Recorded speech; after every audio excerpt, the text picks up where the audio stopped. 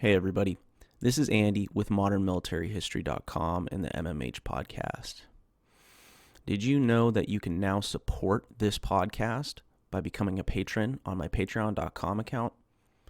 Click the link in your podcast description below. You'll be navigated to the patron page where you'll see different tiers and different contribution options, which will allow you to contribute to the success of this podcast.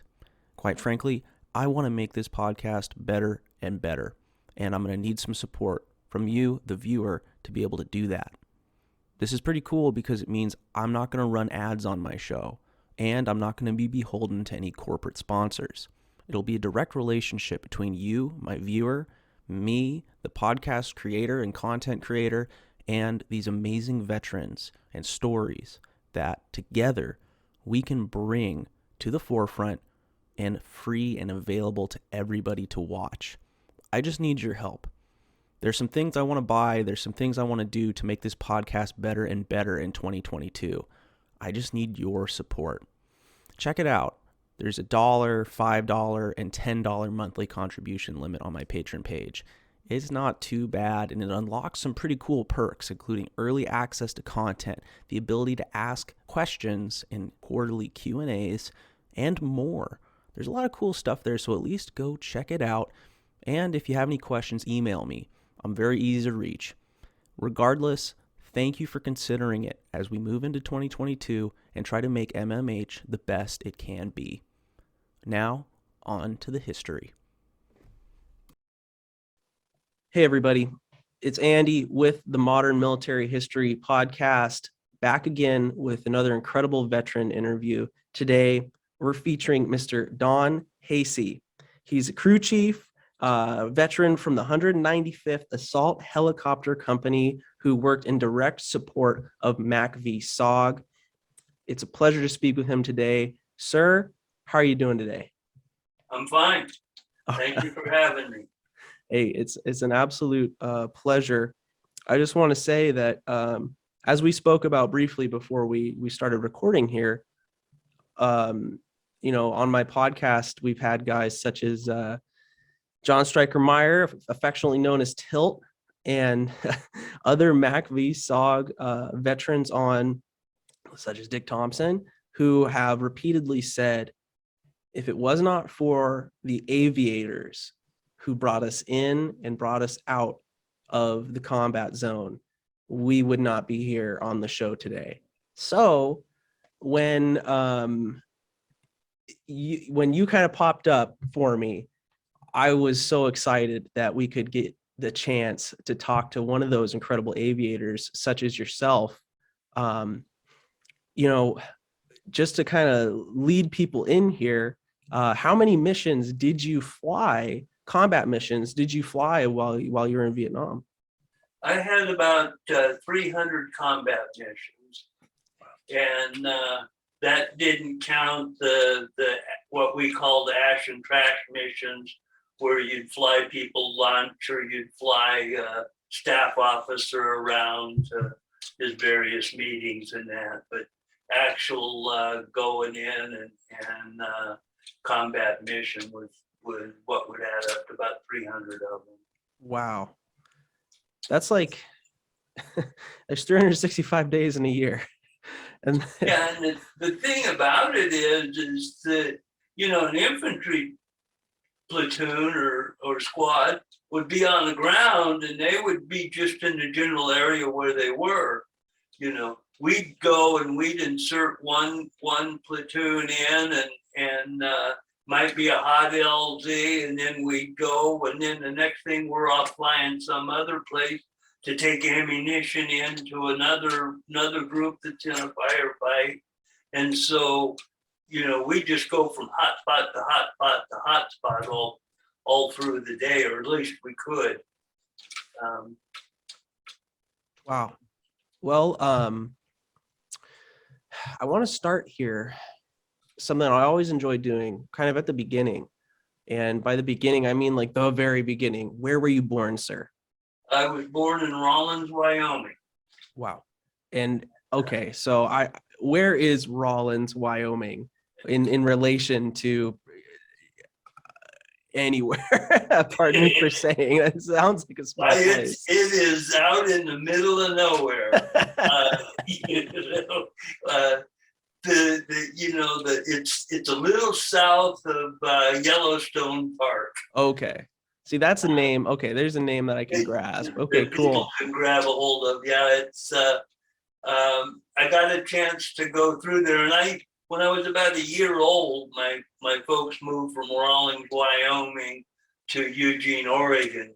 My dad was a printer and worked setting up the type and printing newspapers, and he took a job for the Eugene Register Guard, and we moved out here, and that's where I grew up. Okay. And in about 1955, 58, someplace in there, we took a family trip to Colorado, where my family's from, and we went through Rawlins, Wyoming, and as I looked at it, I'm glad they moved out of there, because it has a Green River going through town, and then everything else is rocks. Oh boy. So wow. Okay, Eugene. Now I'm in Portland. Oregon. So I've actually know Eugene, and I used to drive my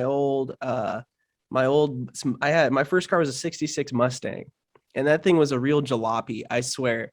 It was really cool though, because I was like 19 and I had one. It was great, but it'd break down every now and then. But I used to go visit my friends who were going to University of Oregon in Eugene, and I'd drive that thing down the corridor and hope I got there in one piece. And then, I'd have a lot of fun that weekend, and then, I'd cruise back. You'll appreciate this story. When I was in high school, I had my girlfriend went up to live with her grandparents in the Gresham area. Yeah. Actually, it was boring, but you know where that is. Sure, absolutely. And I had a 57 Plymouth. Ooh. And I drove from her grandparents' house to my house in Eugene in 45 minutes. What kind of engine was in this Plymouth? It was just a 318. But I was going about 105 miles an hour on I-5. Yeah. And the traffic wasn't as bad then. Oh, yeah. Oh, it's I thought still boggled 45 minutes. Oh, my God. All right. Just so people know. For the know. listeners, that's a 2-hour drive. Yeah, just so the listeners know, it's like 2 hours, to get from up here by kind of in the northern part of the state down to Eugene. All right. Wow. So you had where did you get this kind of like need for speed, shall we say? Were you always like tinkering with cars? Were you always kind of driving fast? Yeah, I was always kind of mechanically inclined, like mechanical things. I was 2 years old. I took the doorknobs off my grandmother's house and locked her in the bathroom accidentally, and just always, if something had screws and nuts and I could get a hand on a screwdriver, I'd take it apart. Oh, wow. To see how it worked. And so we had basset hounds. Mm-hmm. And the basset hounds, we had litters of puppies. And we got a call from a guy, and he had a Simplex go-kart that he wanted to trade for a puppy. And I convinced my family, and my mom and dad especially, that was a good idea. And so we traded a puppy for the go-kart, and I terrorized the neighborhood with it. How old were you when you got this go-kart? I was probably 12, 11, 12, something like that. What a dream. What a dream to have something with a motor on it when you're 12. Yes, and so I had I had that, and so then a couple of the kids in the neighborhood, their parents got them go-karts, and we'd load them up, and my dad would take us out to the Eugene Speedway, and at that time you could rent the Speedway for $1 all day. Oh man! And drive your go-karts around the track and everything, and so he'd drop us off on his way to work and pick us up on his way home. So drop us off about 7 in the morning and pick us up about 3 in the afternoon. And, we'd spend 2-3 weeks getting all the maintenance done on them and getting them so they ran really good. And by the time they picked us up at 3 in the afternoon, sometimes some of them weren't running. They were held together with wire. Yeah. Just Driving them hard.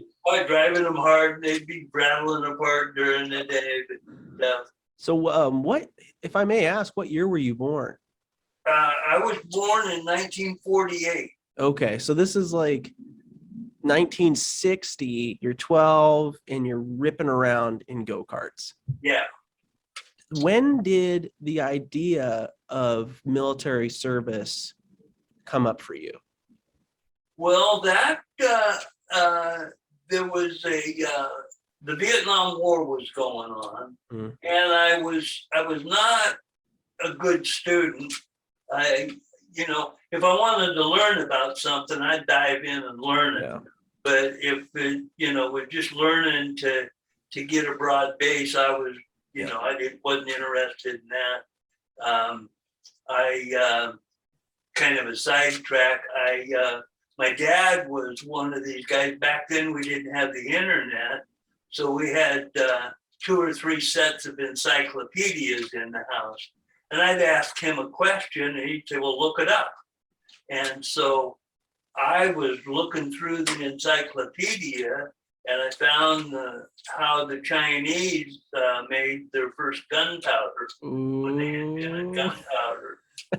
And so one Christmas, I got a chemistry set. Oh, boy. And next thing I know, I'm down at Eugene Toy and Hobby buying the chemicals to make gunpowder. Oh, man. And so I was making gunpowder, and then I started building rockets. And that went along pretty good until I had an accident with my brother. When you lit the rocket, it would spew sparks out the back of it. And he was standing in the door of the garage watching me, and I was getting ready to light it. And I said, "Close the door, it's going to squirt sparks." And he didn't. He never did anything I said. and so he got 3rd-degree burns on his wrist. No. And his splatters all over his body like he'd been shot with a shotgun. And so that ended my rocket career. I got my chemistry set taken away from me. So then I went on, and that's about when the go-kart showed up. I just keep coming into contact with incredible folks who kind of say, "Yeah, I got a chemistry set."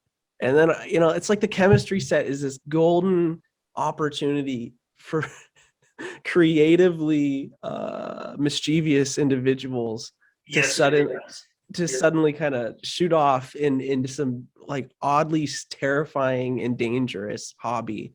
We had Dick Thompson was on the show, and he had some stories about his chemistry set. My own stories wasn't necessarily with the chemistry set. It was that you mentioned Wyoming. Me and my dad had driven through Wyoming, and like it was right around the 4th of July. And coming from Oregon, like the kind of fireworks you can buy in Wyoming is like mind-boggling. And we bought like 20 pounds of M80s, and just I put them together and make a massive M80, and I just terrorized the neighborhood with those. Regardless, I love the stories of the chemistry set stories, the stories of like what people get up to in their childhood. But it sounds like this gunpowder may have gotten you thinking about this and what you might have been hearing about the news with Vietnam. Is that how the military kind of came up for you? Well, I was younger then. And then another thing, one of my buddies, we learned how to make acetylene gas, which is the gas they use for cutting torches. Yeah. And so we found if you took a juice can and you cut the bottom and the top out of it, a playground ball from the school would just fit right into it, kind of tight.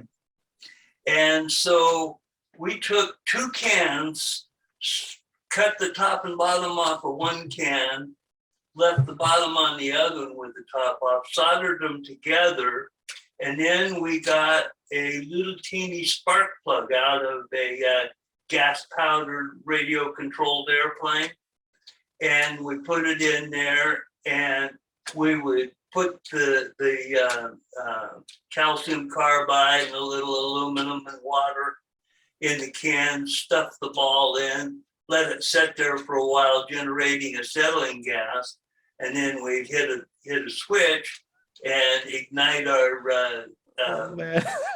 acetylene gas, and we could shoot a playground ball about half a block. And so then it was, we'd take it out on his driveway and wait for our unsuspecting friends down the road to come riding their bicycles by, and pelt them with playground balls. Oh man. So as we kind of had that, so then to get into your question about the Army and everything, the Vietnam War started up, and I knew I was not college material. I wasn't going to go to college, probably a vocational school to learn something. And there was a article in Life magazine about Yankee Papa 13, which was a aircraft unit in Vietnam. And on the cover, there was a picture of a crew chief shooting a machine gun out of the helicopter. And I thought, perfect. That's, I'm going to get drafted, I know it. Yeah. I might as well volunteer and be a crew chief on a helicopter like he was, and door gunner.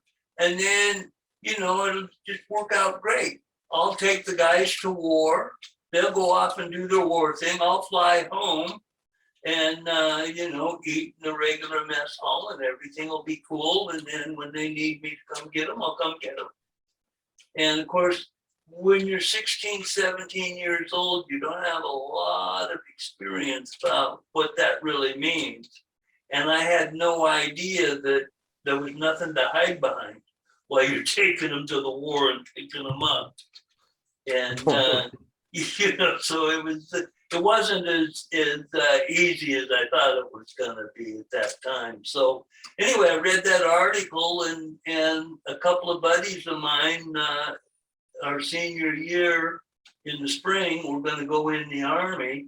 So we joined on the buddy system, and one of them was going to be a crew chief like me, and then the other one went into the airborne infantry and was in the 101st Airborne. And so we joined the Army on the buddy system, and we buddied with each other through basic training. And then the airborne guy went to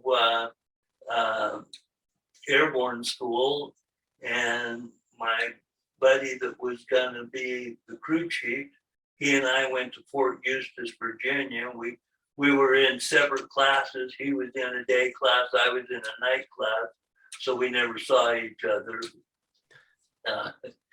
during the time we were there. So much for the buddy system, right? Yeah, and then he went straight to Vietnam, and was stationed with the 118th Assault Helicopter Company at Benoit, which was just about 17, 18 miles north of Saigon. And then I went to, after I got out of helicopter school, I went to Fort Carson, Colorado, and we formed a completely brand new unit from scratch. In fact, when I got there were 12 of us from Fort Eustis, Virginia, fresh out of helicopter maintenance school. And the company had a supply sergeant, and he had a PFC that was his assistant. And then we were the first 12 guys there. And pretty soon, every day people would show up. And then after we got a group of officers and everything, then material started showing up. And we built a helicopter company from scratch at Fort Carson, Colorado, and then trained through the summer.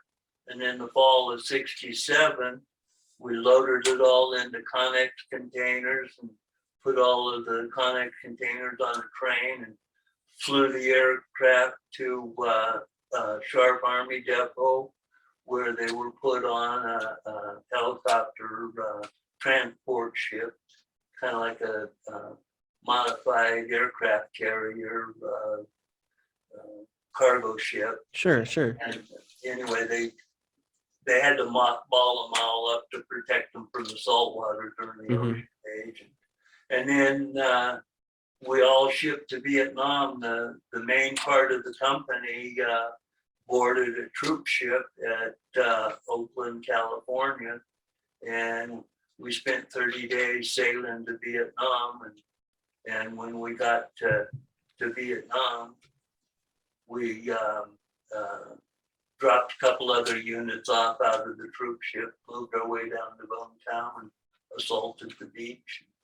Question I have is, I have a question for you. Sure. So as you're, this is incredible.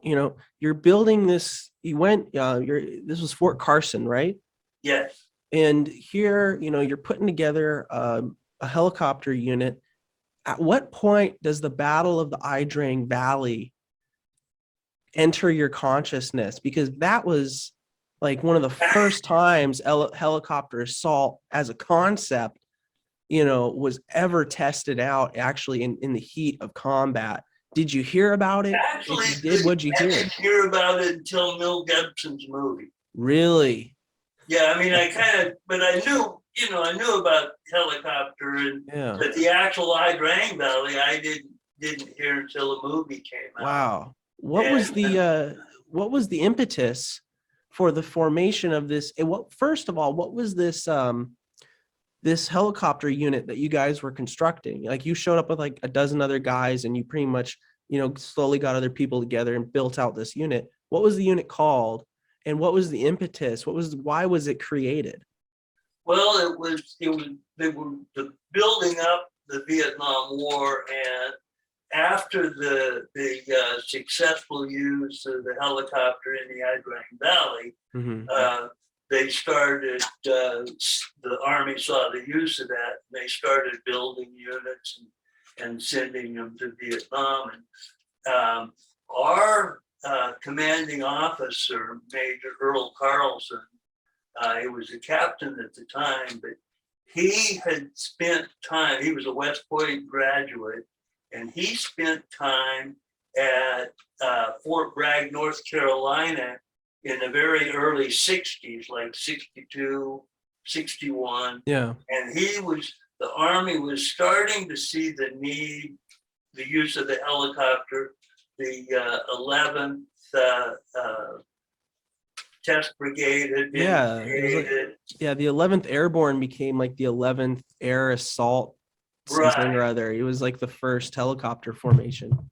Right. So, that's where they discovered that it would work. They had some war games, and 11th Airborne, with the use of the helicopters, dominated the other side. And so they knew it. So they were starting to build up. And the Huey was in its infancy at that time. And so because Major Carlson was in a company, the 55th Transportation Company, and it's amazing, not all of them, but many of the helicopter units that went to Vietnam were previous transportation companies in World War II. Like the 195th was a black transportation company in World War II. And then they fought in Anzio and Italy and several places. And then they decommissioned it in Europe. And then in 1966, the Army reformatted it to build the 195th, and it became the 195th. And they reconstituted, brought it back to life on paper anyway. and then they changed the name to the 195th. Yeah. And I come to find out a lot of the helicopter companies were previously transportation companies. And it makes sense. It does. It does make sense. And what strikes me is that the 195th that you were building out was an assault helicopter company. What was the assault piece of that? Was that like you guys are gunships, or that you guys are? We didn't get our name changed until we were either on our way or in Vietnam. Right about that time is when we changed from, according to our historical notes anyway, that I was able to, I'm kind of interested in history, so I dug all of this out. Very cool. And yeah, so Major Carlson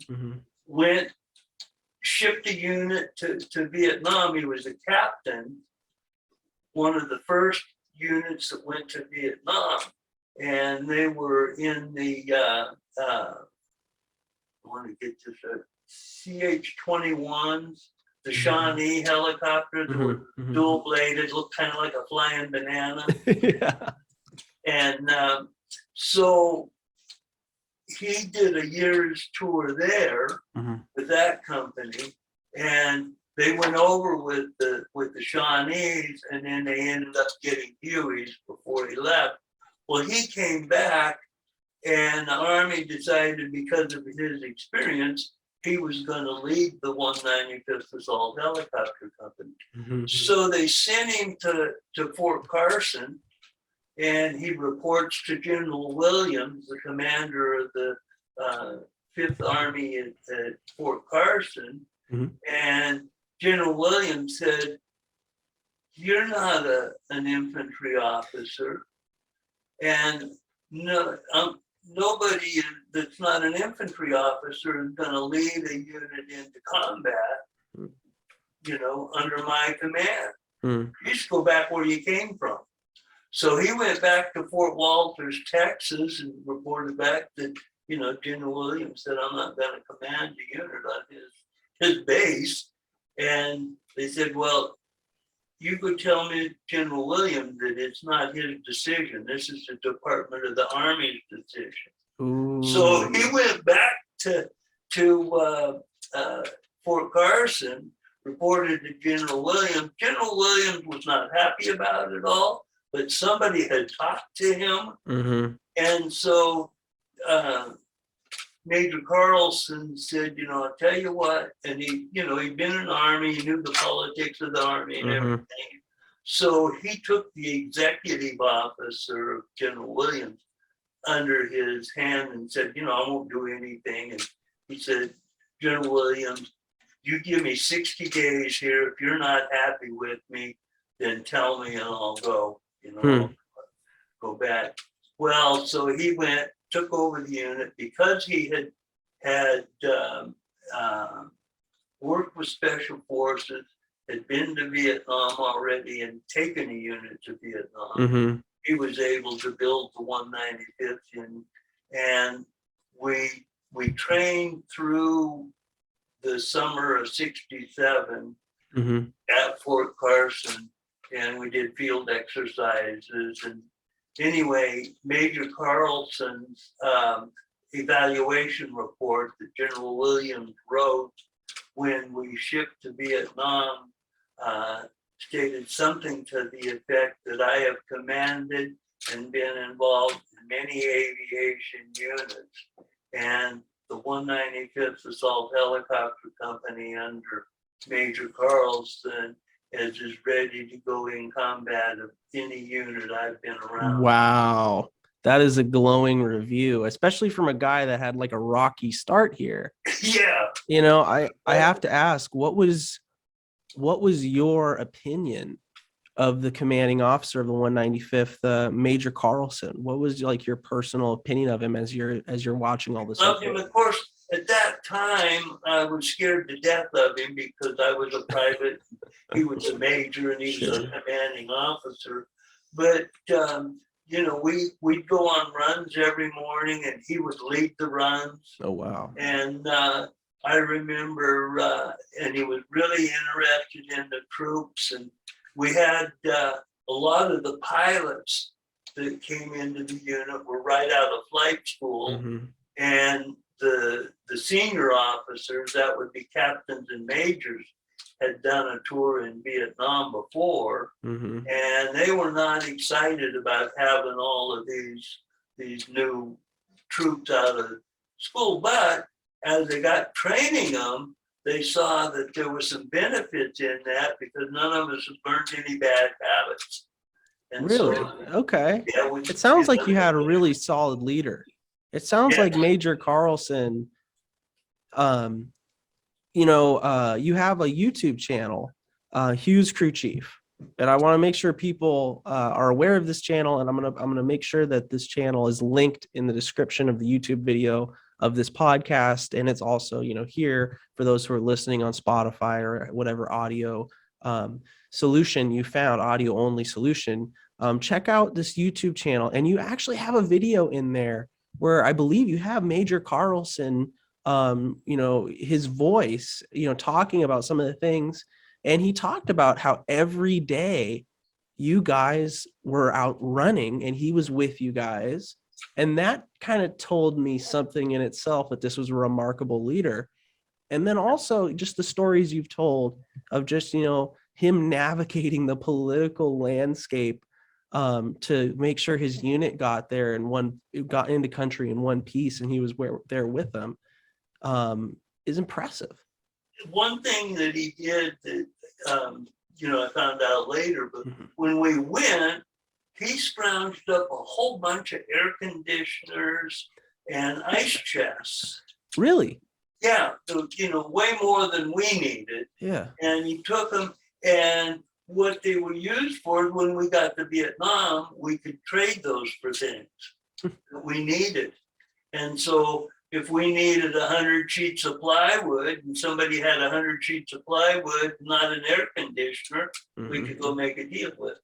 I have to ask, and I love asking Vietnam veterans this question.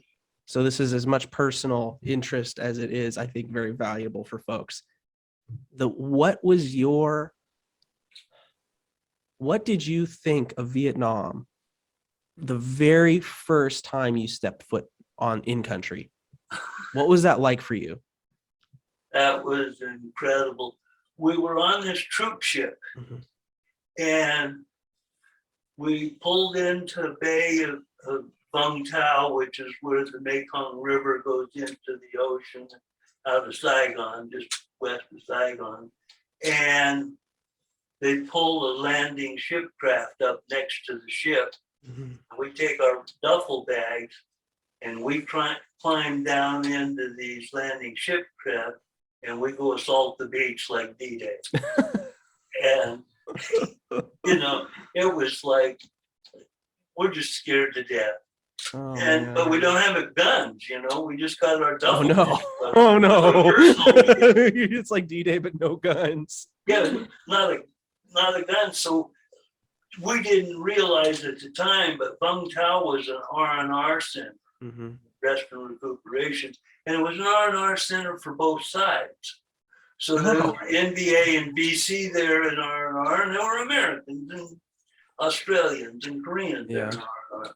So, we hit the beach and get off with our duffel bags and trape up through the sand, and they load us on a C-130 at the airfield there and fly us the 25 miles to Bien Hoa, which was about 4 miles from about where we were going at Long Binh Plantation Army Airfield. And we rode buses from there. And I remember, just being terrified walking up that beach, wondering, what is this all about? It must be okay because, I don't hear any gunshots. Yeah. And, I hope our leaders know what they're doing. Yeah. And then we get off the C-130 and we get on these buses, and the buses have big hardware wire over the windows, so you can't throw a grenade in them. And so we make our way the 4 miles to Long Bend, to our new home for a year. Wow. I've heard, it's tough. And one of the reasons I love being able to talk with veterans such as yourself is because, this is lived experience for you. And for me, I never, there's no way I can travel back in time and see what Vietnam was like during the war.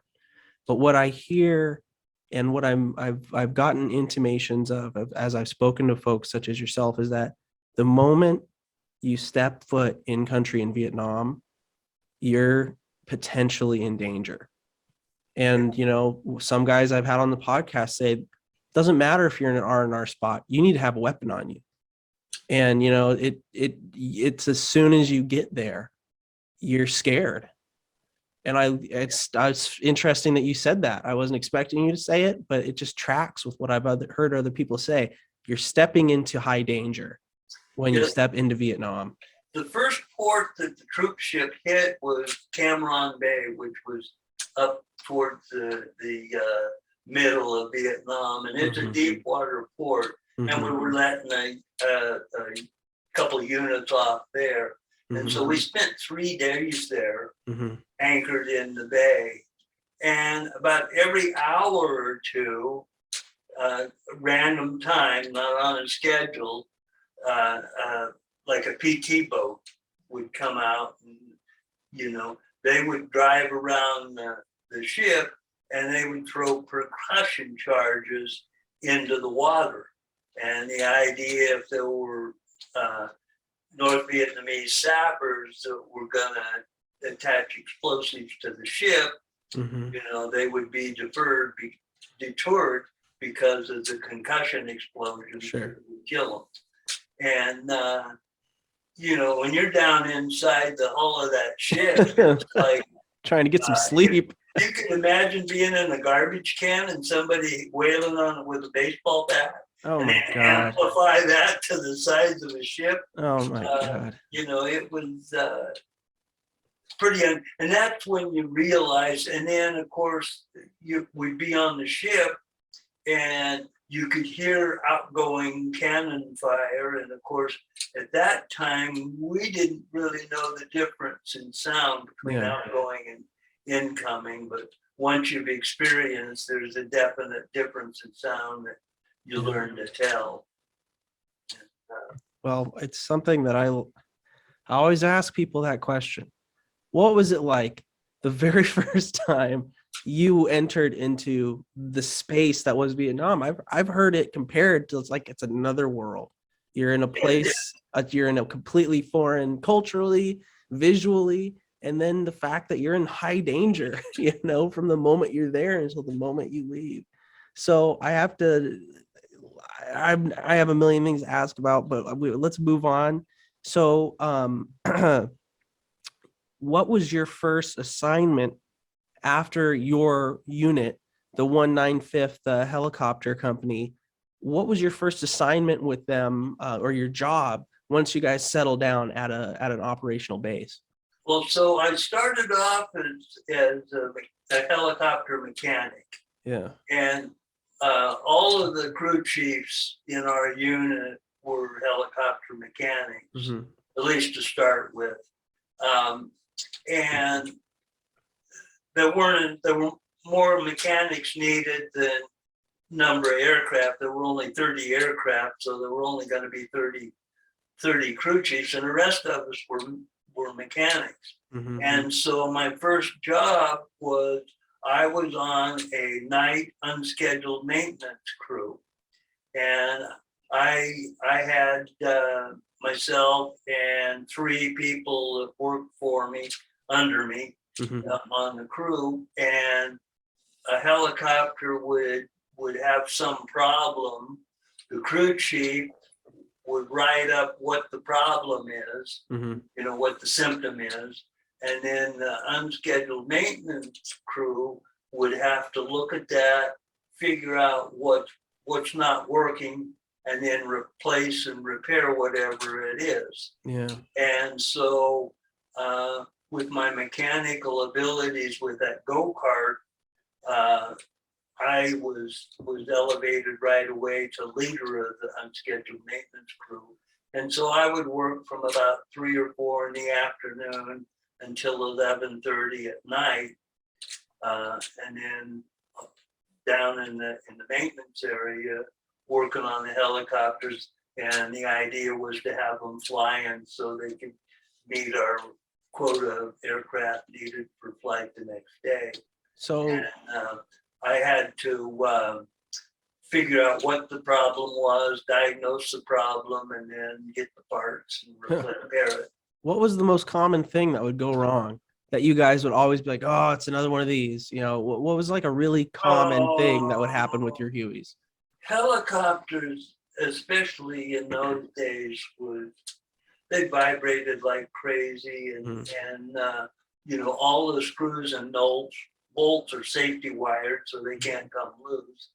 And it was, I mean, just any myriad of problems. I don't know that there was, you know, we might have bullet damage to repair. It might involve just, you know, a bad bearing. It might be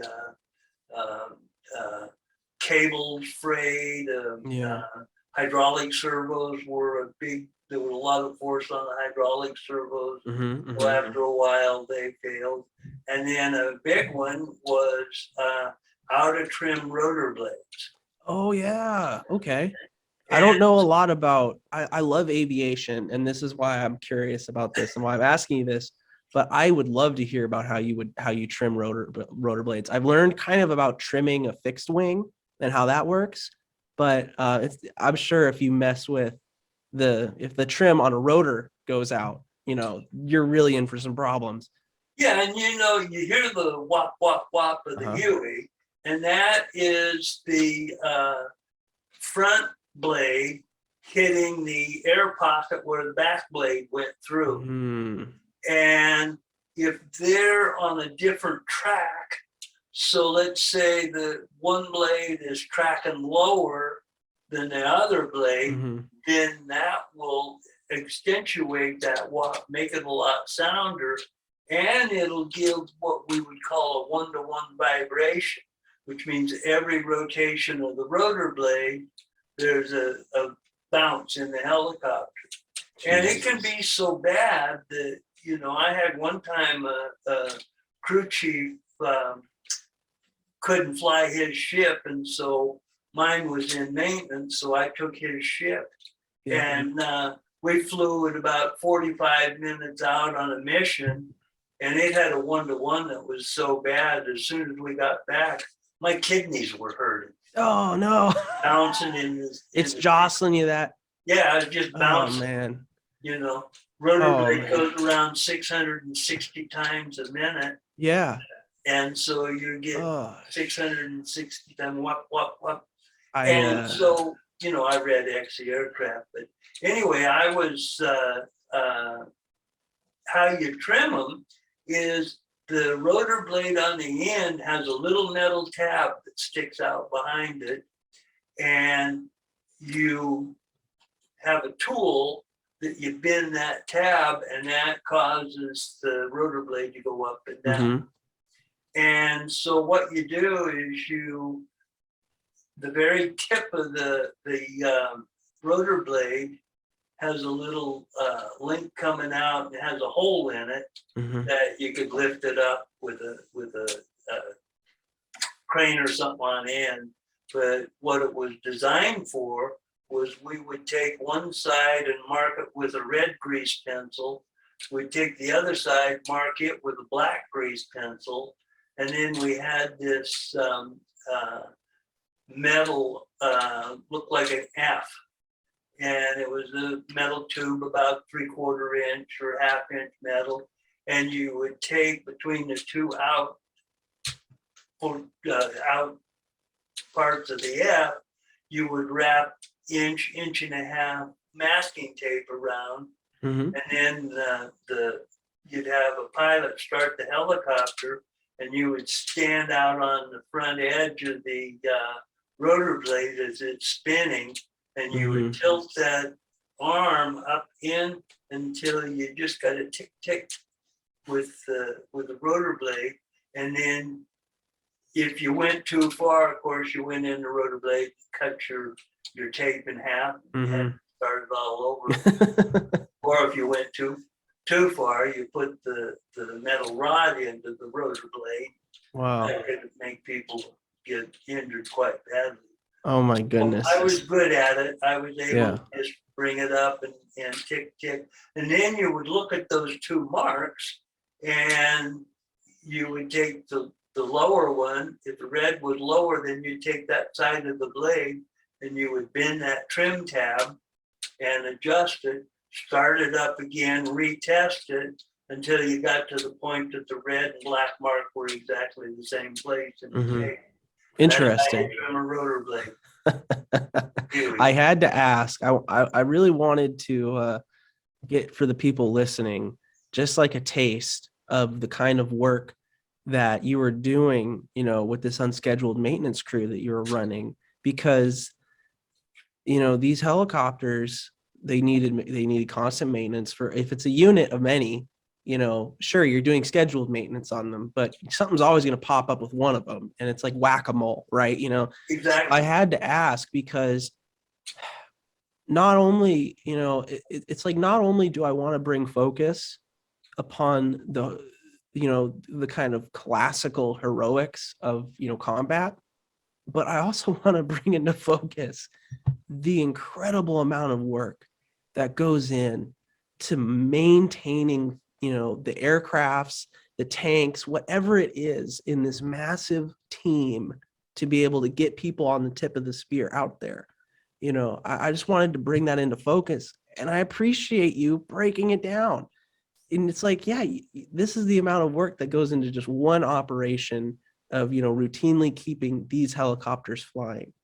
And I want to also say that, I want to ask what year and what time of that year is like, are you doing this unscheduled maintenance? Like, is this 68? Well, yeah, the 195th, we boarded the ship in late September, 1st of October. We spent 30 days crossing the ocean. And then, so we started in late October was when our year period of time started. Okay. So we got there in October 31st, we'll say. And then I went to work on the unscheduled maintenance crew. And as soon as the aircraft got there and got unmothballed, then I started working on them. And this is at the plantation airfield? Yeah, it was called Plantation Army Airfield. Okay. And it was the big northern end of the Long Bend military complex, just north of Saigon. Wow. It had about 10,000 troops there that were predominantly support troops. For the finance department was, and all of the rear echelon guys. But there was an event that occurred in 1968 where a lot of rear echelon guys suddenly found themselves on the front lines, and that was the Tet Offensive. What did you experience with the Tet Offensive? Because I think you would have been there when Tet happened, right? I was. I was on the unscheduled maintenance team from the 1st of November when we got there until the middle of March when I finally got. I wanted to crew my own helicopter from the get-go. That's every mechanic's dream. Yeah. And so I kept saying I want my own ship. Every time one would become available, I'd say, well, I'll do it. They'd say, no, Don, we need you on the unscheduled maintenance team. You're too important to us there to let you go. And, so anyway, I spent from the end of October until the middle of March on the unscheduled maintenance team. and there's a big, I guess it's the knowledge that people have that isn't really true. And in some cases it was true, but was that Tet was a big surprise, and that nobody knew it. And so 4 days before Tet, we're issued our weapons. And the first time I'd seen my weapon since the rifle range at Fort Carson. Yeah. And, they kept them locked in conic containers. And so me being a smart aleck kid, I write a letter home to my parents. And I said, what does it mean when you've been in country for 3 or 4 months and the Army gives you your weapon, your steel pot and 80 rounds of ammunition? And so they got that letter, and then the news started with the Tet Offensive. They didn't hear from me for a month. Yeah. And so they're worried about this. So anyway, we knew about it.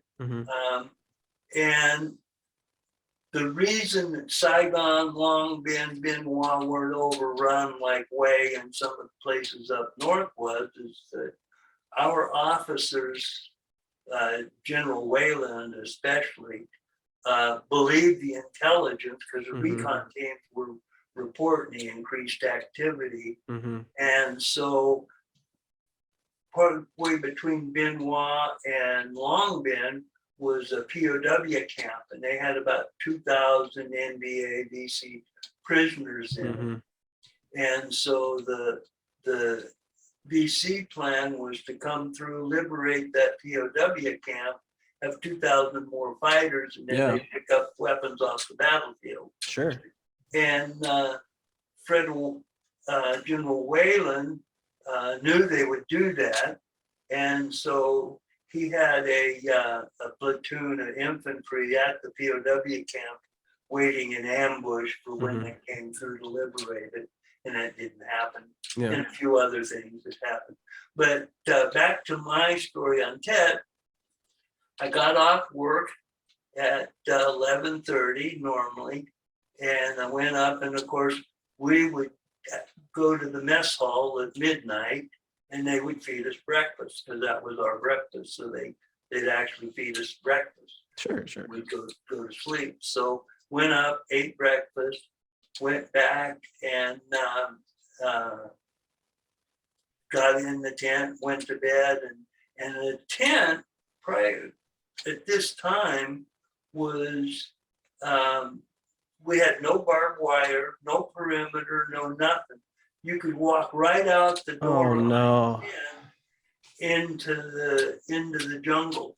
Oh no. And on my YouTube channel, there is a film of an airstrike during Tet, and I'm shooting that off of right outside the door of my tent. Oh my God. So I slept with my bayonet underneath my pillow because I didn't have a weapon, and I didn't sleep for the first 2 weeks I was there. Really? I mean, I just laid awake all night long. Oh no. And, just knowing any minute bad guys were going to come through that door. And so anyway, I went to bed that night, and about 2 a.m, mortar rounds started coming in. Yeah. And so we had a big long drainage ditch right outside our tent. So we all run out, get in the ditch, and we're sitting there, and the mortars are going off, and not too close to us. And one of the officers, I think it was the executive officer, comes out and goes, "I need 6 volunteers." And he goes, you, and you. Get volunteered. Yeah. And so they took us down on the perimeter, and they gave us an M60 machine gun because we'd been taught how to shoot those. And we had these little firing positions that were about 3 sandbags high and about 2 sandbags thick. They might stop a small arm but anything bigger than that. Mm-hmm. And so we're laying there, just, scared to death, waiting for this attack. And all of a sudden, right out in front of me, this gunship, and I later found out after the war that it was from my buddy's unit, because he was a crew chief on the gunship in that unit, and it was one of their gunships, and comes flying around our perimeter, and all of a sudden, he turned his searchlight on and started shooting the minigun down. And to my horror, I'm talking maybe 100, 140, 50 yards in front of us out in this jungle, this spray of tracer bullets go from the ground up in front of the helicopter. And then as soon as that happened,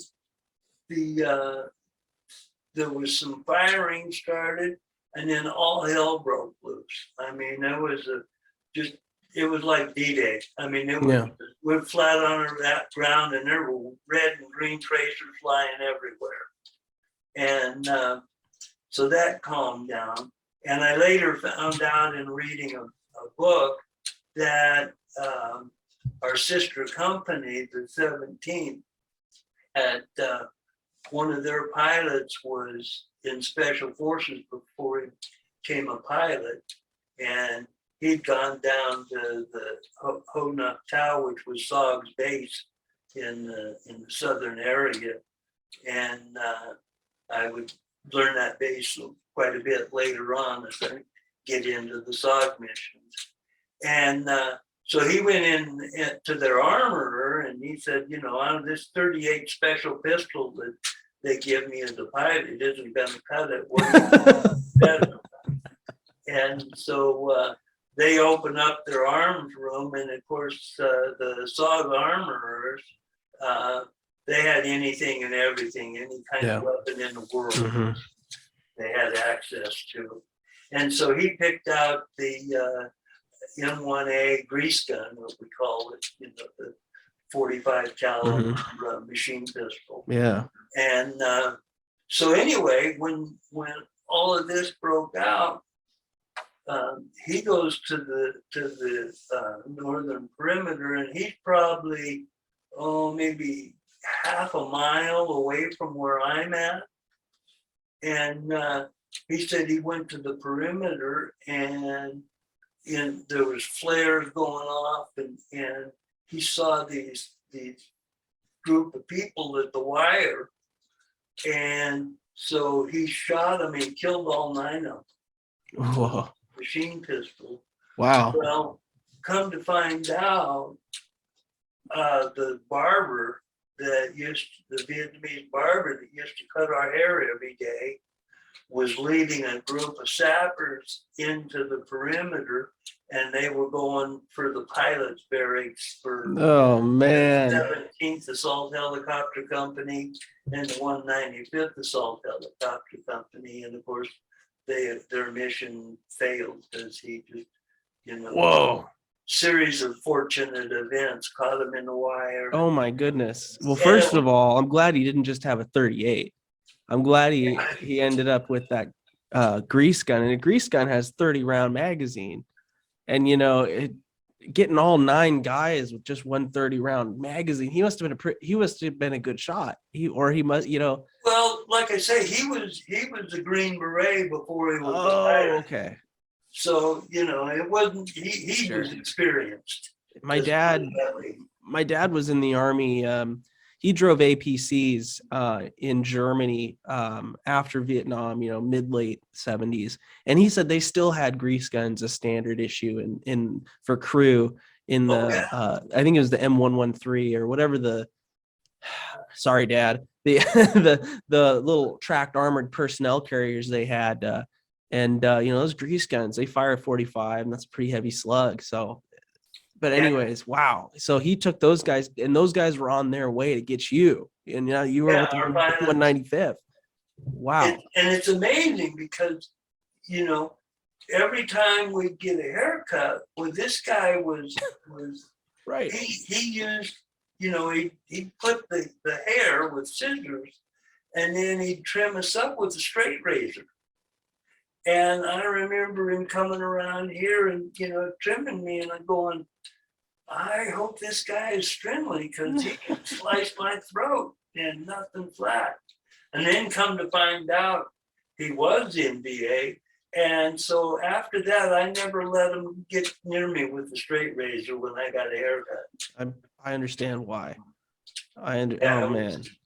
So you found this is cool. I was gonna say this is cool, but I feel like that's the wrong word to use. It's amazing for me to hear that, we've gone from hearing you talk about tuning the helicopter blades, from trimming up the helicopter blades, to all of a sudden you're literally on the front lines during Tet. Yeah. And that transition's incredible. But this is like just the beginning of your combat career that we're going to talk about on the show today, because you ended up, as you said, you wanted a helicopter to be a crew chief on and a door gunner. Spoiler to folks, you did end up getting that, and you did end up going on, like we talked about earlier, 300 combat missions.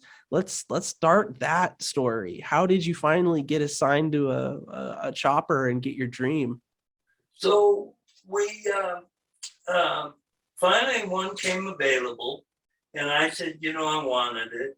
And the platoon sergeant of the second platoon had become friends of mine over the time. He was at Fort Carson with us, and he said, well, let's go ahead and give Don a chance. And so he talked him into it, and we had some other guys that we trained up, and I think they felt there were other people that could take my place. And so they decided to, okay, we'll let him take a shot at it. And so I got my helicopter and went down, and I was the crew chief. And kind of funny story is that the mission that we were on was March 15th, and there was still a lot of Tet stuff going on. And so we were doing combat assaults south of Saigon, inserting and moving the 9th Infantry Division around. And so our first mission, and the last time I fired a machine gun out of a helicopter was at Fort Eustis on the tidal flats of the Chesapeake Bay, and I'm shooting blanks. And so we're going in, and it's a full suppression combat assault, all 20 machine guns of the Slick, which are the troop carrying helicopters. And then we've got 2 gunships on each side of us, 4 gunships protecting our flank. And we're told that we're supposed to shoot up the houses and the haystacks. And what are you shooting the haystacks for? But anyway, I found out later. And so we're coming in on final, and I'm shooting a machine gun, and there's this grass hut, and these chickens come running out the front door. And so for some reason, I decided those were communist chickens, and I started chasing them around with a machine gun, trying to shoot these poor chickens running around. And, but later on, I'm not sure, next few days or so, I'm shooting into one of the haystacks, and I noticed that my tracers are coming straight out the top of it. There's a bunker inside the haystack and a firing position, and that's why we were supposed to shoot the haystacks. It's pretty fascinating to watch, footage of live fire from, either a ground machine gun or an air, because people think, the tracers will go just straight into the earth and that's it. No, they're going everywhere because they're bouncing off rocks, they're bouncing off the ground, it'll hit a tree and deflect. So, especially at night, you're seeing tracers just going everywhere, ricocheting. So that's cool that you noticed those deflecting straight up. Oh, there's something in there. Yeah, exactly. And so, I never had a problem, shooting the haystacks and, the houses. And of course, this village we were going in was known 100% Viet Cong village. I mean, there weren't any civilians there, and if they were enemy combatants. So you're supporting regular Army troops at this point. At this point, we're supporting. I'm pretty sure in talking to Major Carlson that the 195th was built with the intention that we would work for Special Forces when we got to Vietnam. One, because of his experience working with them at Fort Bragg in the early 60s, his experience working with them on his first tour to Vietnam. And then we had the D model, which had a L13 Lycoming engine, and the L13 had 200 more horsepower than the L11. And that 200 more horsepower gave it the ability to hover at altitude, where the B model aircraft with the L11 engine couldn't hover at altitude. It would, lose altitude. Well, being able to hover at altitude is how we could use the ropes and ladders to extract troops out of off the ground, and we could hover at altitude. So I think that was, in the deep bowels of the Army's thinking that we were signed for that.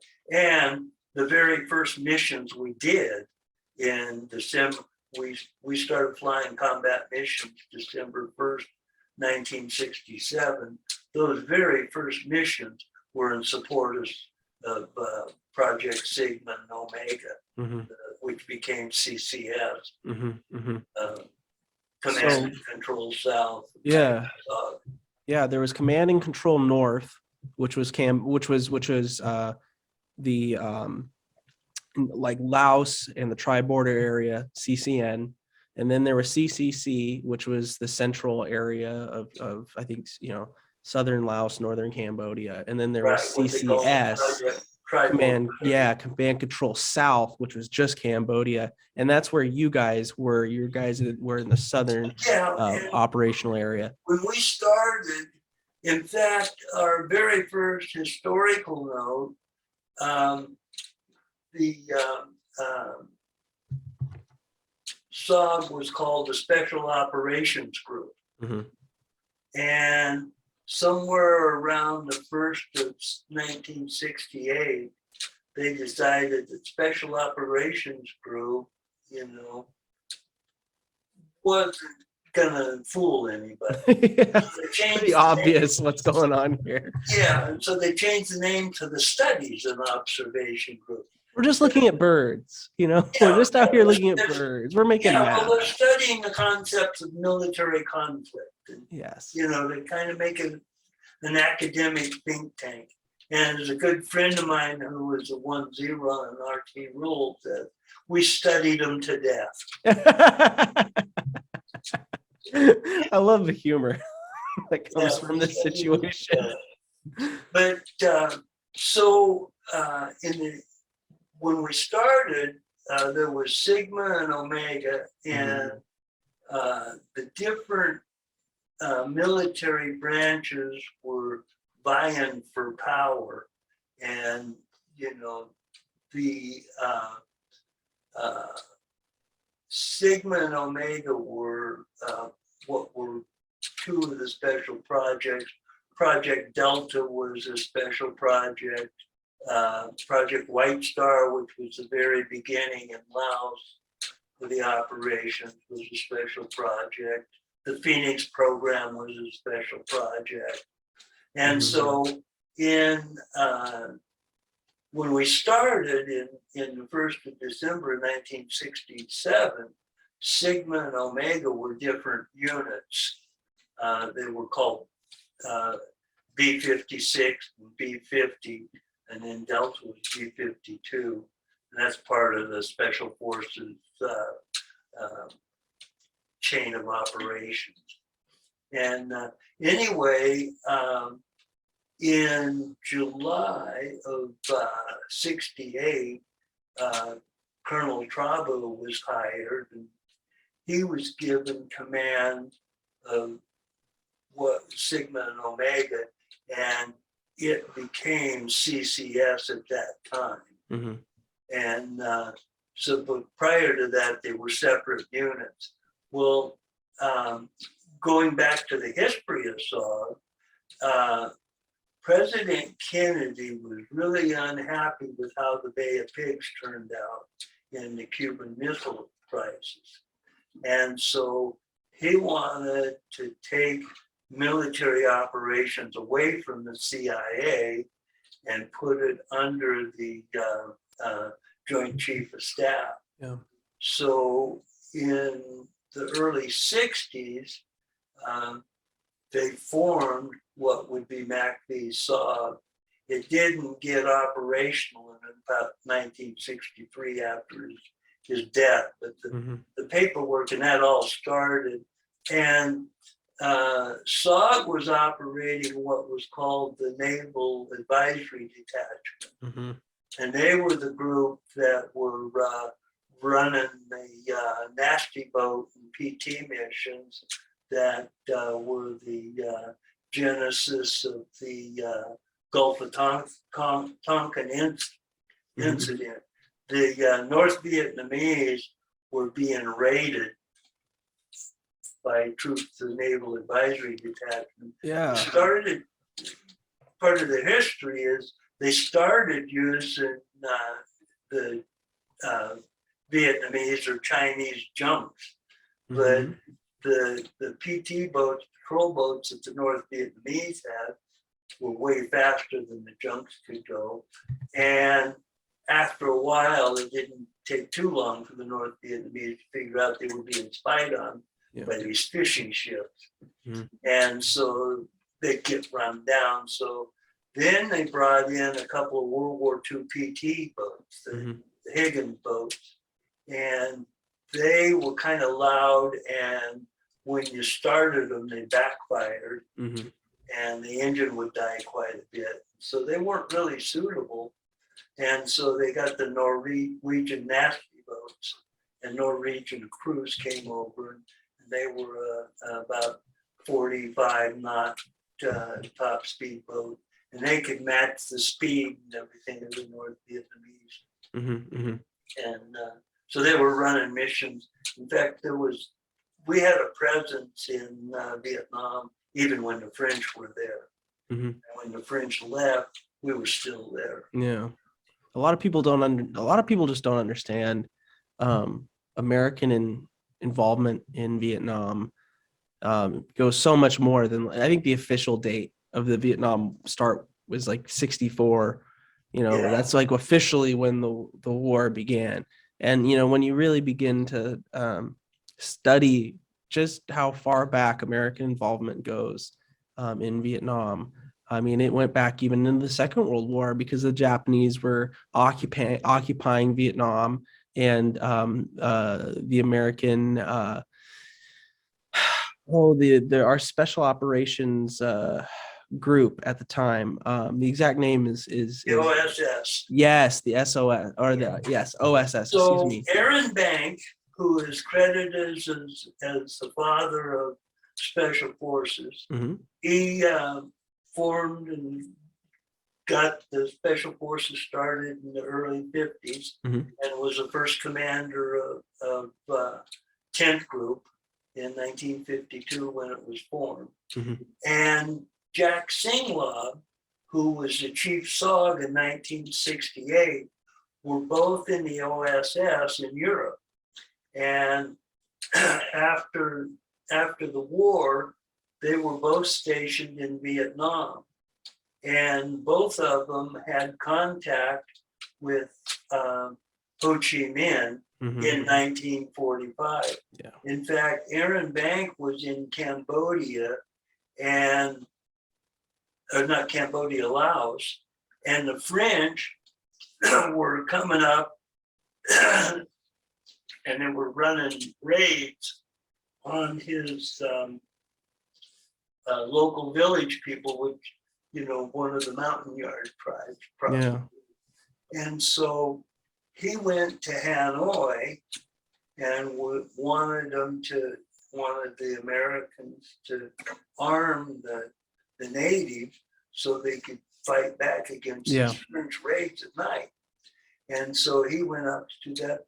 Well, when he came back, he spent a day and a half in a car with Ho Chi Minh driving from Hanoi down to Da Nang.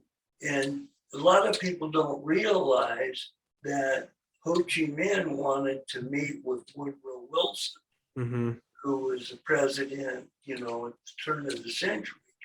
And because he wanted America's backing and America's Right. Recognition that of the communist state that he wanted to put together. Yeah, and they knew he was communist. Wasn't calling it communist then, Mm-hmm. kind of keeping it secret. But he told Aaron Bank in that car ride, he said, I want the backing of the Americans, Mm-hmm. because the Americans aren't colonialists.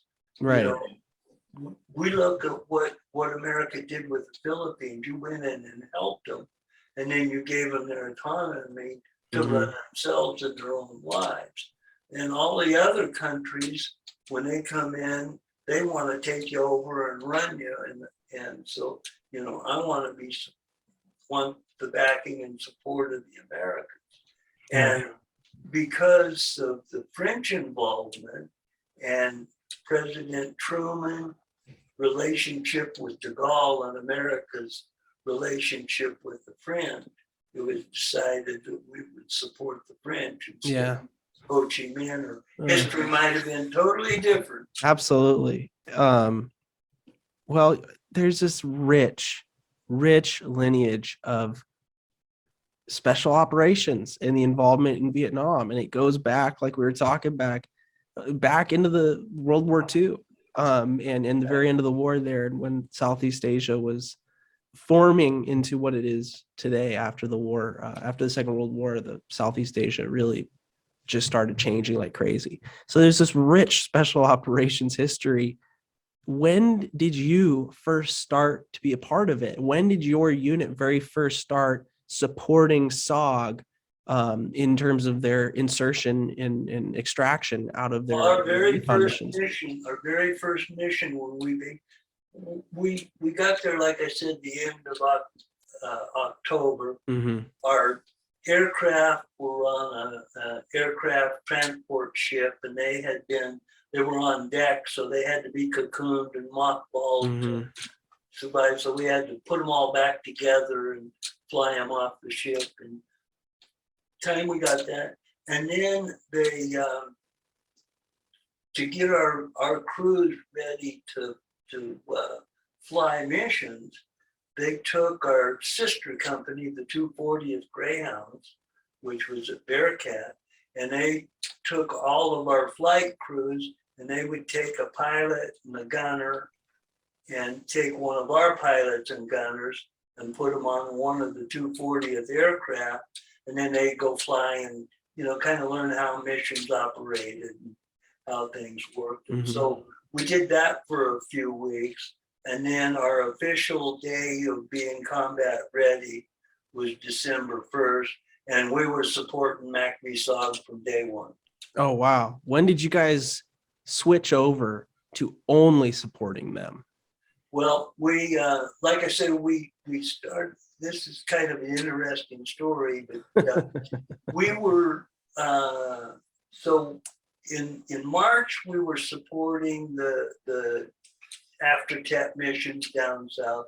In April, we went and started supporting Sigma and Omega again. We had part of our unit up at Bami Tuat supporting Omega, and then part of our unit at Daojiang supporting Sigma. And I learned this later. One of our in fact, our gunship platoon leader was transferred to headquarters at Bearcat.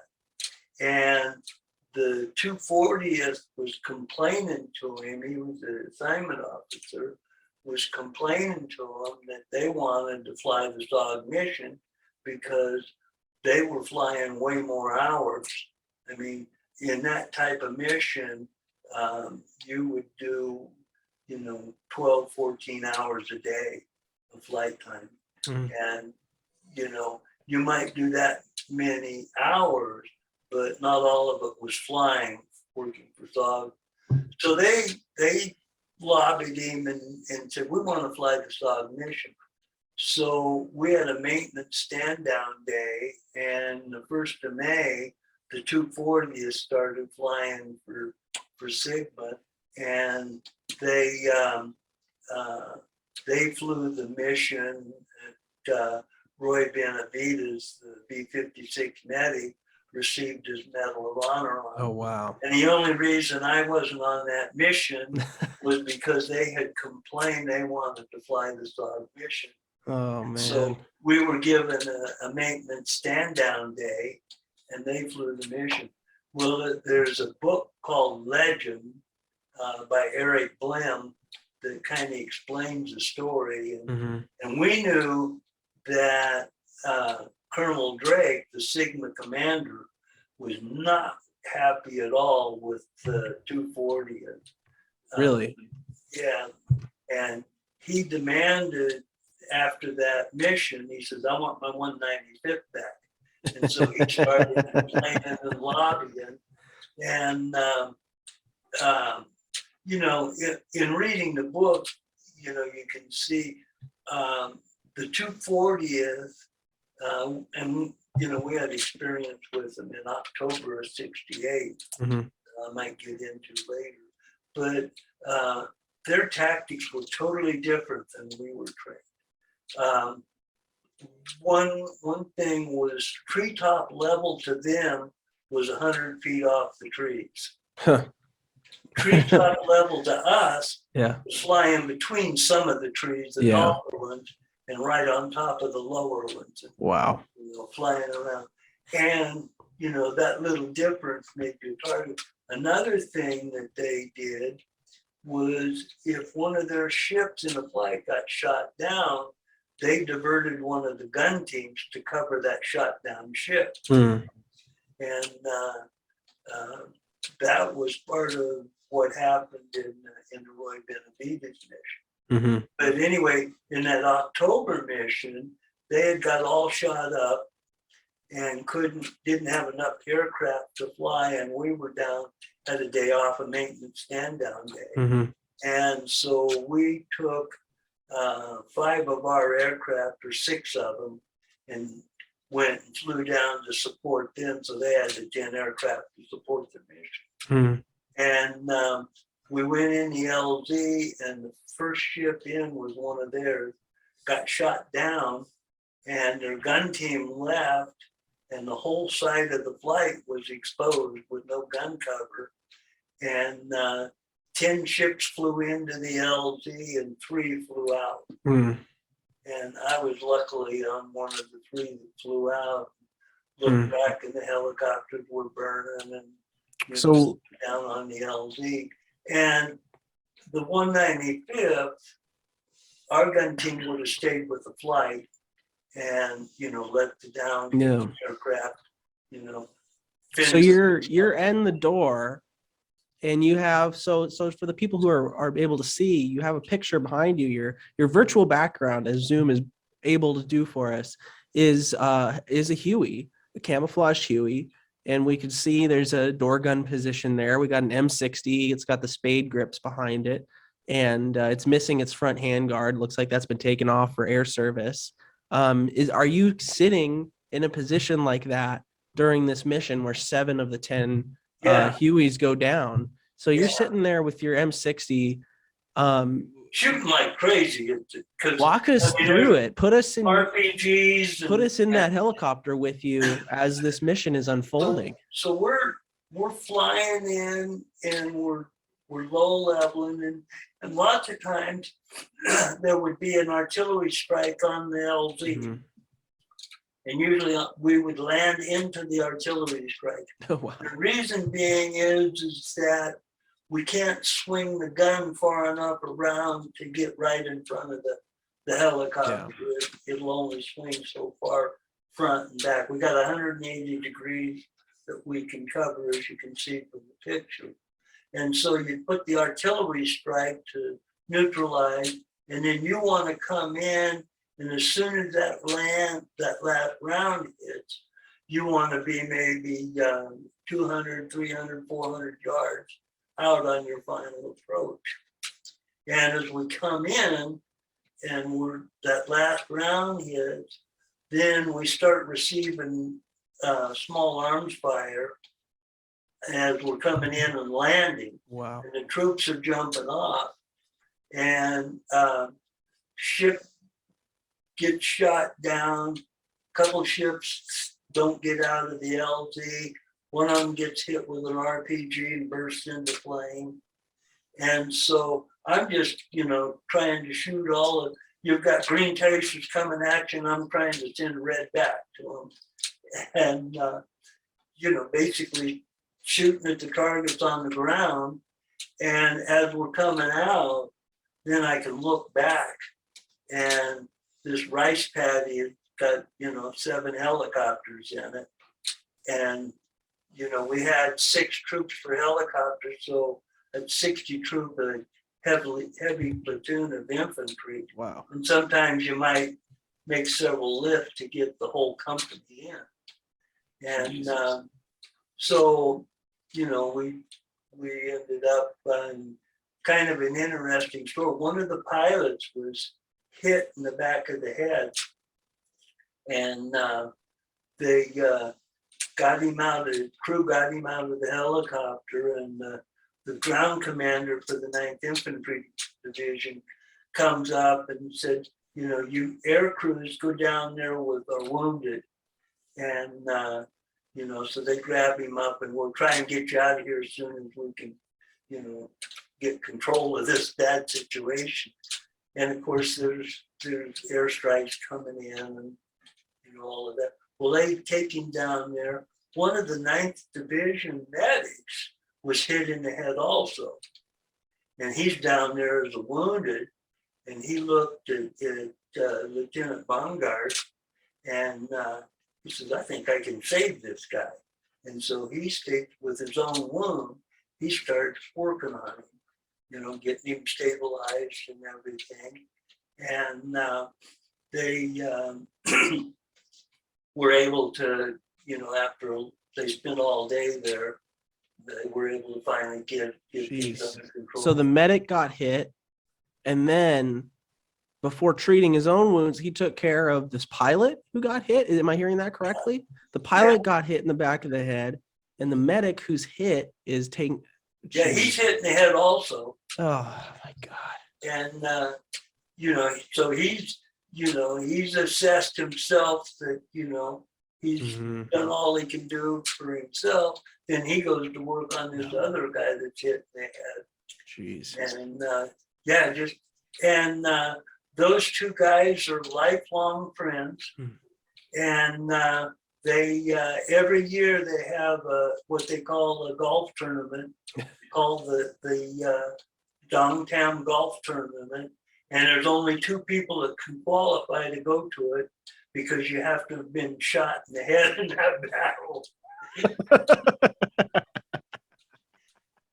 And kind of a sick sense of humor. Hey, I find that's what you gotta do. Both of them are still alive, and both of them are still meeting every year. Gosh. Oh man. Well, when can you like you did here, you walked us through that situation. Can you walk us through a mission that you really remember, where you were on the door gun, inserting or extracting a SOG team, one that specifically comes up for you now, one that's like fresh in your memory because you have 300 of them to choose from? Yeah, there's several of them. One that is really, I think about all the time. We had a team on the ground. They had been compromised. The enemy knew that they were there and were looking for them. And one thing down in our area of operations, we were down in the flatlands. We were operating in the Fishhook area, Kosovan of Cambodia, which Kosovan was the southern headquarters of the NVA Army in Cambodia in their sanctuary. And they had about 40,000 troops there.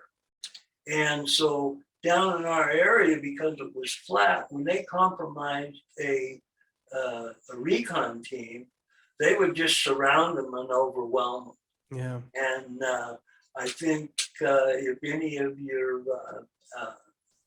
listeners remember Tilt, he came down on Thanksgiving Day. He was at CCN. He came down on Thanksgiving Day, got to meet Colonel Drake, and Colonel Drake likes to fly my ship until we have a disagreement. Oh, another story. Did you fly Tilt? No, but he was. I left the 15th of November and rotated back home, and he was up north then, but he flew the 27th or 26th of November. Yeah. He came down and ran that Thanksgiving Day mission. And luckily for Till, he had been forewarned that, down there, up north, you can run around hills and avoid them. Down here, there's so many of them, they'll just surround you and overwhelm you. Right. And so when he got compromised, he knew that and got out. What was that like to fly over? You don't, what kind of anti-air capability did the NVA have, and how did that flat terrain influence your guys' flight paths and how you guys managed to get in and get out? Because it's also, you're on the ground, you can, Tilt told a story about, how they found a little knoll where they were able to get onto a steep position where they were able to channel the NVA that could only hit them in one direction. They used that terrain to their advantage. Here in Cambodia, especially down in southern Cambodia, it's very flat, very much more open than that Laos situation like Tilt talked about. That can impact how you maneuver on the ground. You can't use terrain to your advantage the same way. I'm sure impacts how you fly. How did that impact how you guys flew in and out? Usually what we would do is we were either in the trees, treetop level, and or we were at 3,000 feet, which was above the effective small arm range fire. And you would, in the movie, We Were Soldiers Once and Young, when they're flying along and all of a sudden the helicopters dive down to ground level to insert them into the idrang. That's kind of how you insert them. You dive for the ground because you wanted to be above 3,000 feet or right on top of the ground. Was that an auto rotate? Would you auto rotate straight down? Yeah, it was even a little more extreme than auto rotating. Really? Yeah. So walk us, bring us with you. Go ahead. Collective, all of the pitch out of the rotor blade and the cycling forward, so you actually you just drop, dive in the Oh my God. I can't imagine what kind of roller coaster that would feel like. But so they would mass around you. And one time we had put a guy in and he had been compromised, and he's got Vietnamese within 20, 30 feet of him, walking around looking for him. And we've got he was right inside the Vietnamese border. And so we had fighter aircraft supporting him. Mm-hmm. In Cambodia, we could only have gunships. We couldn't have fighter aircraft. But and he's calling airstrike right in top of his position, and the fighter pilot says, "No, I can't drop them that close. Well, I have to. These are 500-pound bombs. I got to drop them so far away from I can." And the guy on the ground's pleading in a panicked voice, "Drop them on me. I'll take my chances." Are you hearing this through your headset? Yeah. I monitored all of the radio transmissions, and he said, "If you don't, I'm dead. We'll take our chances." And so finally, after arguing back and forth, and Tilt finds this amazing, but when he would key the mic, you could hear Vietnamese voices in the background. Oh, and you're hearing this too? That close. It was that close to him. God. And anyway, the pilot relented, dropped the bombs on his position, broke contact, and we were able to get the team out. And they had a few injuries, but no deaths. Was it easier to find landing zones in Cambodia than it would have been like in Laos? Because I know in Laos there were a lot of slash and burns in the hills that you could like drop into, like these little holes in the jungle. Yeah, it was you had to have a hole in the jungle. Uh-huh. And they weren't everywhere. And at that time there was a lot of jungle.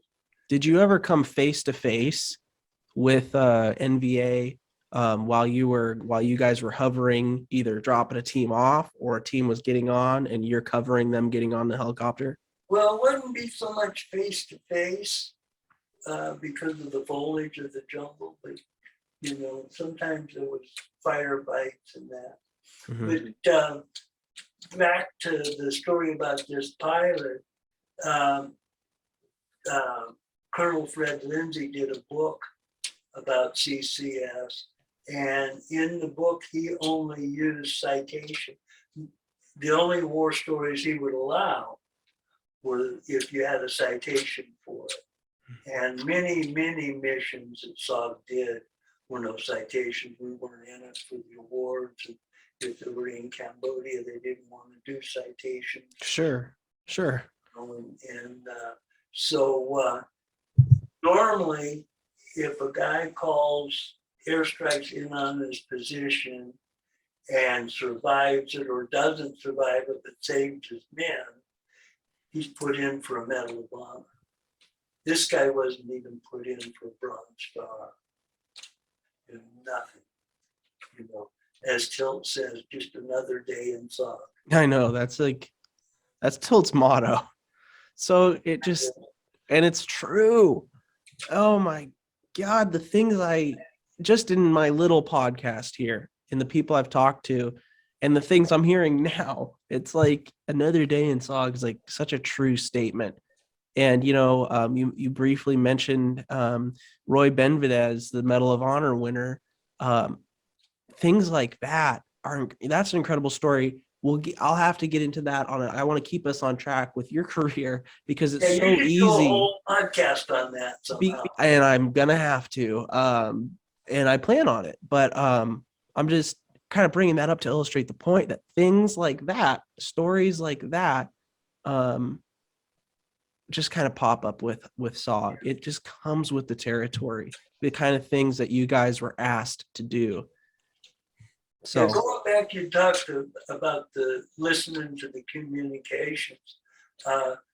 Back on the roof above where the crew chief sat, there's about 11 or 12 toggle switches, and they're one for each one of the radios. We had an AM radio, FM radio, not FM, but UHF, VHF, inter-helicopter intercom. And so it was set up by, you could either turn it on, turn it off, or just listen to it. And if you could even turn it on to where you could transmit. So both pilots were hit. I could, back in my seat, turn the radio on and transmit it out over the radio. Well, I always listen to both the communication between the ground team and the ground team and us, all the communications were going on, because I wanted to know what was going on in the mission.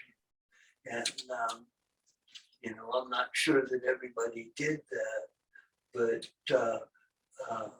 one time we're going to pick up a team at night, and they've got a strobe light. And we're going in on the strobe light, and I look, and there's a strobe light at 12 o'clock, and there's another strobe light at about 9:30, 10 o'clock. And so I get on the intercom, tell the aircraft commander, Gene Neal, who's my pilot and platoon leader. I said, hey, Gene, we got 2 strobe lights there. So they had a code word that they could change frequencies. So he transmit the code word and change frequencies. Well, one of those strobe lights was an NVA ambush, and they were trying to get us to come in to pick them up. They had evidently knew the team was there. Sure. Knew we were coming in to get it. Yeah. And so we changed frequencies, and so we sent one of our gun teams in to pick them up. Yeah. And the gun team starts coming in like they were coming in, a normal approach to pick them up. And then all of a sudden, when they got close, started shooting. What's the difference between a gun team? Because I've heard that term a couple times. Yeah, a gun team compared to a non-gun team. Yeah. A slick, which is what's behind me, was a troop carrying I see. aircraft. And it was called a slick because it only had the 2 machine guns on it. The gunship, our particular gunships were C model Hueys, and they had the rocket pods and the mini guns, and the hog, as we called it, had a 40 millimeter grenade launcher, and they were the actual firepower that if the team got in trouble. I see. They were the close air support. Did they have mini guns on those guys? Yeah. Ooh. Yeah. The Charlie model was designed to be the Cobra was in the planning building stage. So they took the Huey and they changed the A model was the first one, the B model was the second one, and then the C model was a B model, but they put a heavier rotor head on it. They put wider rotor blades on it, and they put a larger engine on it. And so then it was able to carry the rockets. And a typical load would be for a light fire team, what we call the light fire team, would have 14 rockets, 2 pods of 7 on each side, and then 2 mini guns. And the mini guns, they would carry 10,000 rounds. And the mini guns were, they could shoot as fast as the motor would spin them. And the motor would spin at 6,000 RPM. Were these fixed front mini guns, or were they like in the door gun positions? They were fixed. They were not fixed. They had limited traverse? Yeah, they could traverse them. The pilot could traverse them. Whoa. And so they were set to shoot at 2,000 rounds a minute each. But if there was a target to the left side and the right gun came over and hit the stop, it would shut off, and the left gun that was shooting to the left would step up from 2,000 to 4,000 rounds a minute. And wow. So they could swing them back and forth, traverse them back and forth, so they could swing them out to the right, up and down also. Can you would you be able to walk not only the audience but myself through the experience of going into a hot, compromised LZ where you're picking up a SOG team? And if you could just kind of walk us through, if you could put us in the helicopter with you through that experience, I would love to be able to document that and get people to help understand, just what you guys in the 195th did like every day. So the 195th, Colonel Drake, who was the Sigma commander, he was he was the commander of Sigma, Mhm. the unit that Leroy and Frenchy and Way of Benavides were involved. And anyway, he was just a 100% gung-ho, patent-type military officer. And he had us doing combat assaults. We do 4-ship combat assaults at night in a little hole in the jungle. And this is before NVGs. This is before night vision no capability. night vision goggles. Oh my God. Total darkness. And up north in the border area, there's no villages, there's no fire, nobody's lighting anything at night because they're a target. And so total pitch. And so the pilots can just see the rough outline of where the ground is. Mm-hmm. And they're being factored by a fact, that knows where we're going. Mm-hmm. They vector us in, and they get right above the treetops, and then they turn the landing light on, and so they can see stumps and things in the LZ. And so we're going in, and it's full suppression. Okay. All the door guns are shooting. The tracers are bouncing through the trees. The 2 gun teams, one on each side, is shooting rockets, and they're hitting in the trees. And, sparks are flying from the explosions, and the miniguns are shooting, and tracers are coming down. And it's just like the most awesome 4th of July experience you'll ever see. And you come in and hit the ground, and the troops would bail out, and then we'd take off. And so that was the 4-ship LZ assault, was what we'd call a hatchet force. And the recon teams would find a target, then the hatchet force would go assault the target. Yeah. And try to deal with it, gather more intelligence, or overrun the position or whatever. But one particular time, we've got a recon team in on the ground, and it's night, and we're going in, and it's total dark. We're being vectored. We get down in the LZ. We're hovering in the LZ, and I'm shooting a machine gun.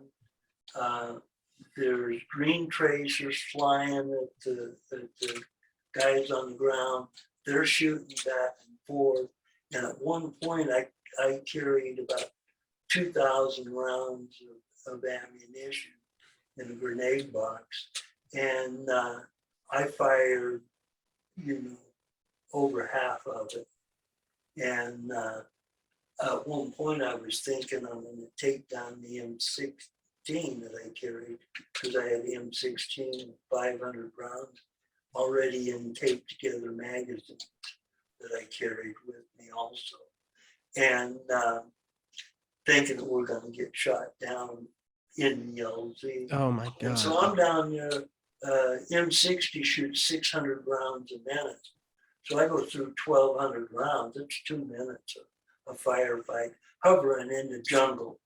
And then all of a sudden, the green tracers stop, and the guys come from the front of the helicopter and jump on board. The way we go, jiggle pink, and we are. Everybody's happy. So there's so much that comes up, and pardon me for interrupting. Finish your thought. Sorry about that. I got to tell you about the Roadrunner team. Oh, please do. We spent a month of September supporting Project B-52. Mhm. The B-52 was their special operations unit. They did the same thing SOG did, only their missions were all mostly in country. Hmm.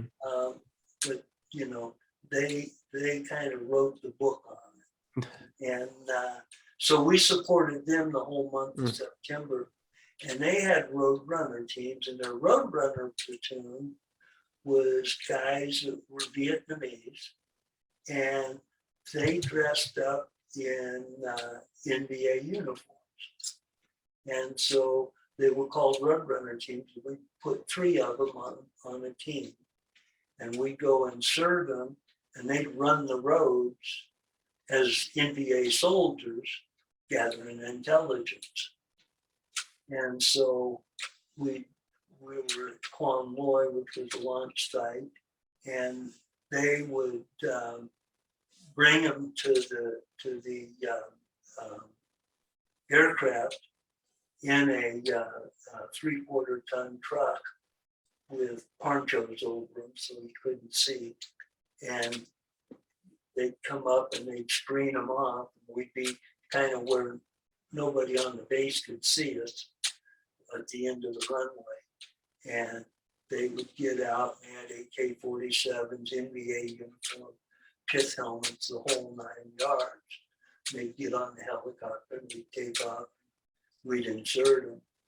And lots of times we'd have 3 LZs picked up, and we'd have to go into all 3 of them, and they would get off in them. They wouldn't tell anybody whether they're getting off the first, second, or third. If we went in the first one and they got off, we still had to go in the second. It's fake insertions, fake insertions. The idea was to, make fake insertions to give the enemy, because the Huey's loud, no secret where it's landing in the jungle. So that we tried to do that to throw them off. Well, then you had to go back and get them. They'd run their mission. And so you go in, you come in the LZ, and you got to recognize the face of these guys that come running out of the jungle. Yeah, because they're dressed like the enemy. Exactly. Yeah, I want to blow them away. Yeah, and that was, kind of a interesting thing that a lot of people don't know that was done. But and a lot of the recon teams, their point guy would wear a pith helmet, carry AK-47. Yeah.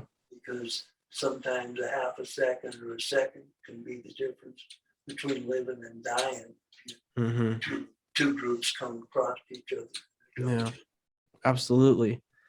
Did you ever form any kind of friendship or relationship with any SOG team guys, or was it all just really anonymous? Like these were just guys you're picking up and you're dropping off?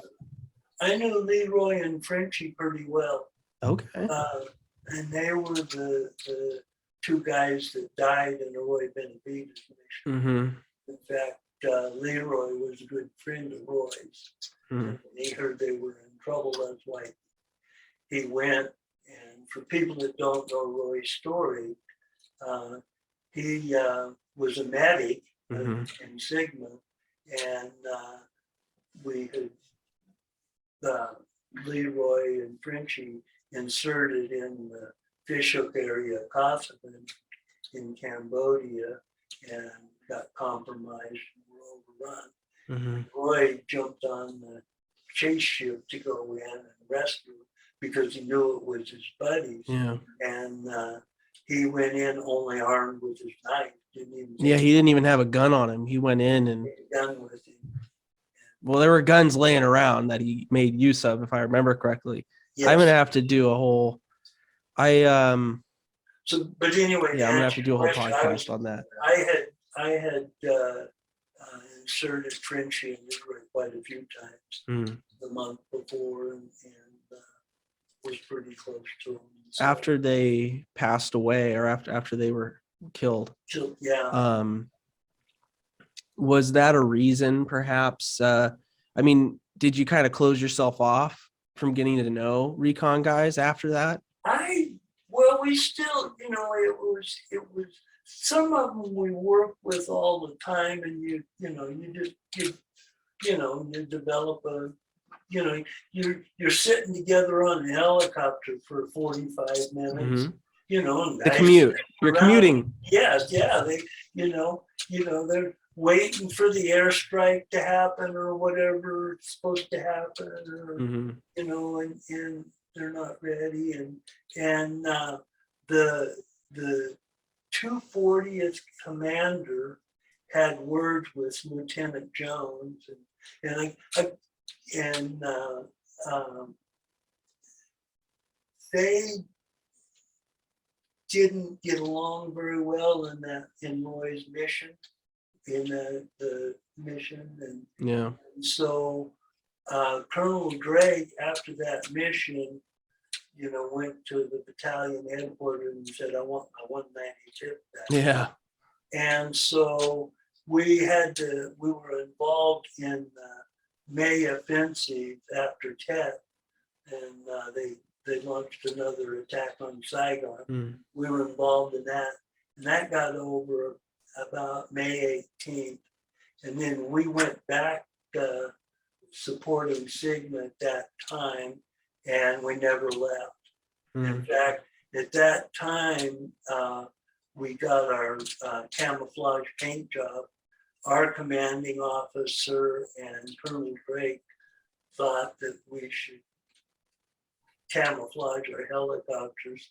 The 20th SOS was up at Bamituit, which was Omega's headquarters, and they were Air Force, and the Air Force helicopters were painted camouflage. So our commanding officer made a deal with the Air Force maintenance guys at Benoit. If they would paint one of our helicopters camouflage, we'd give them an AK-47.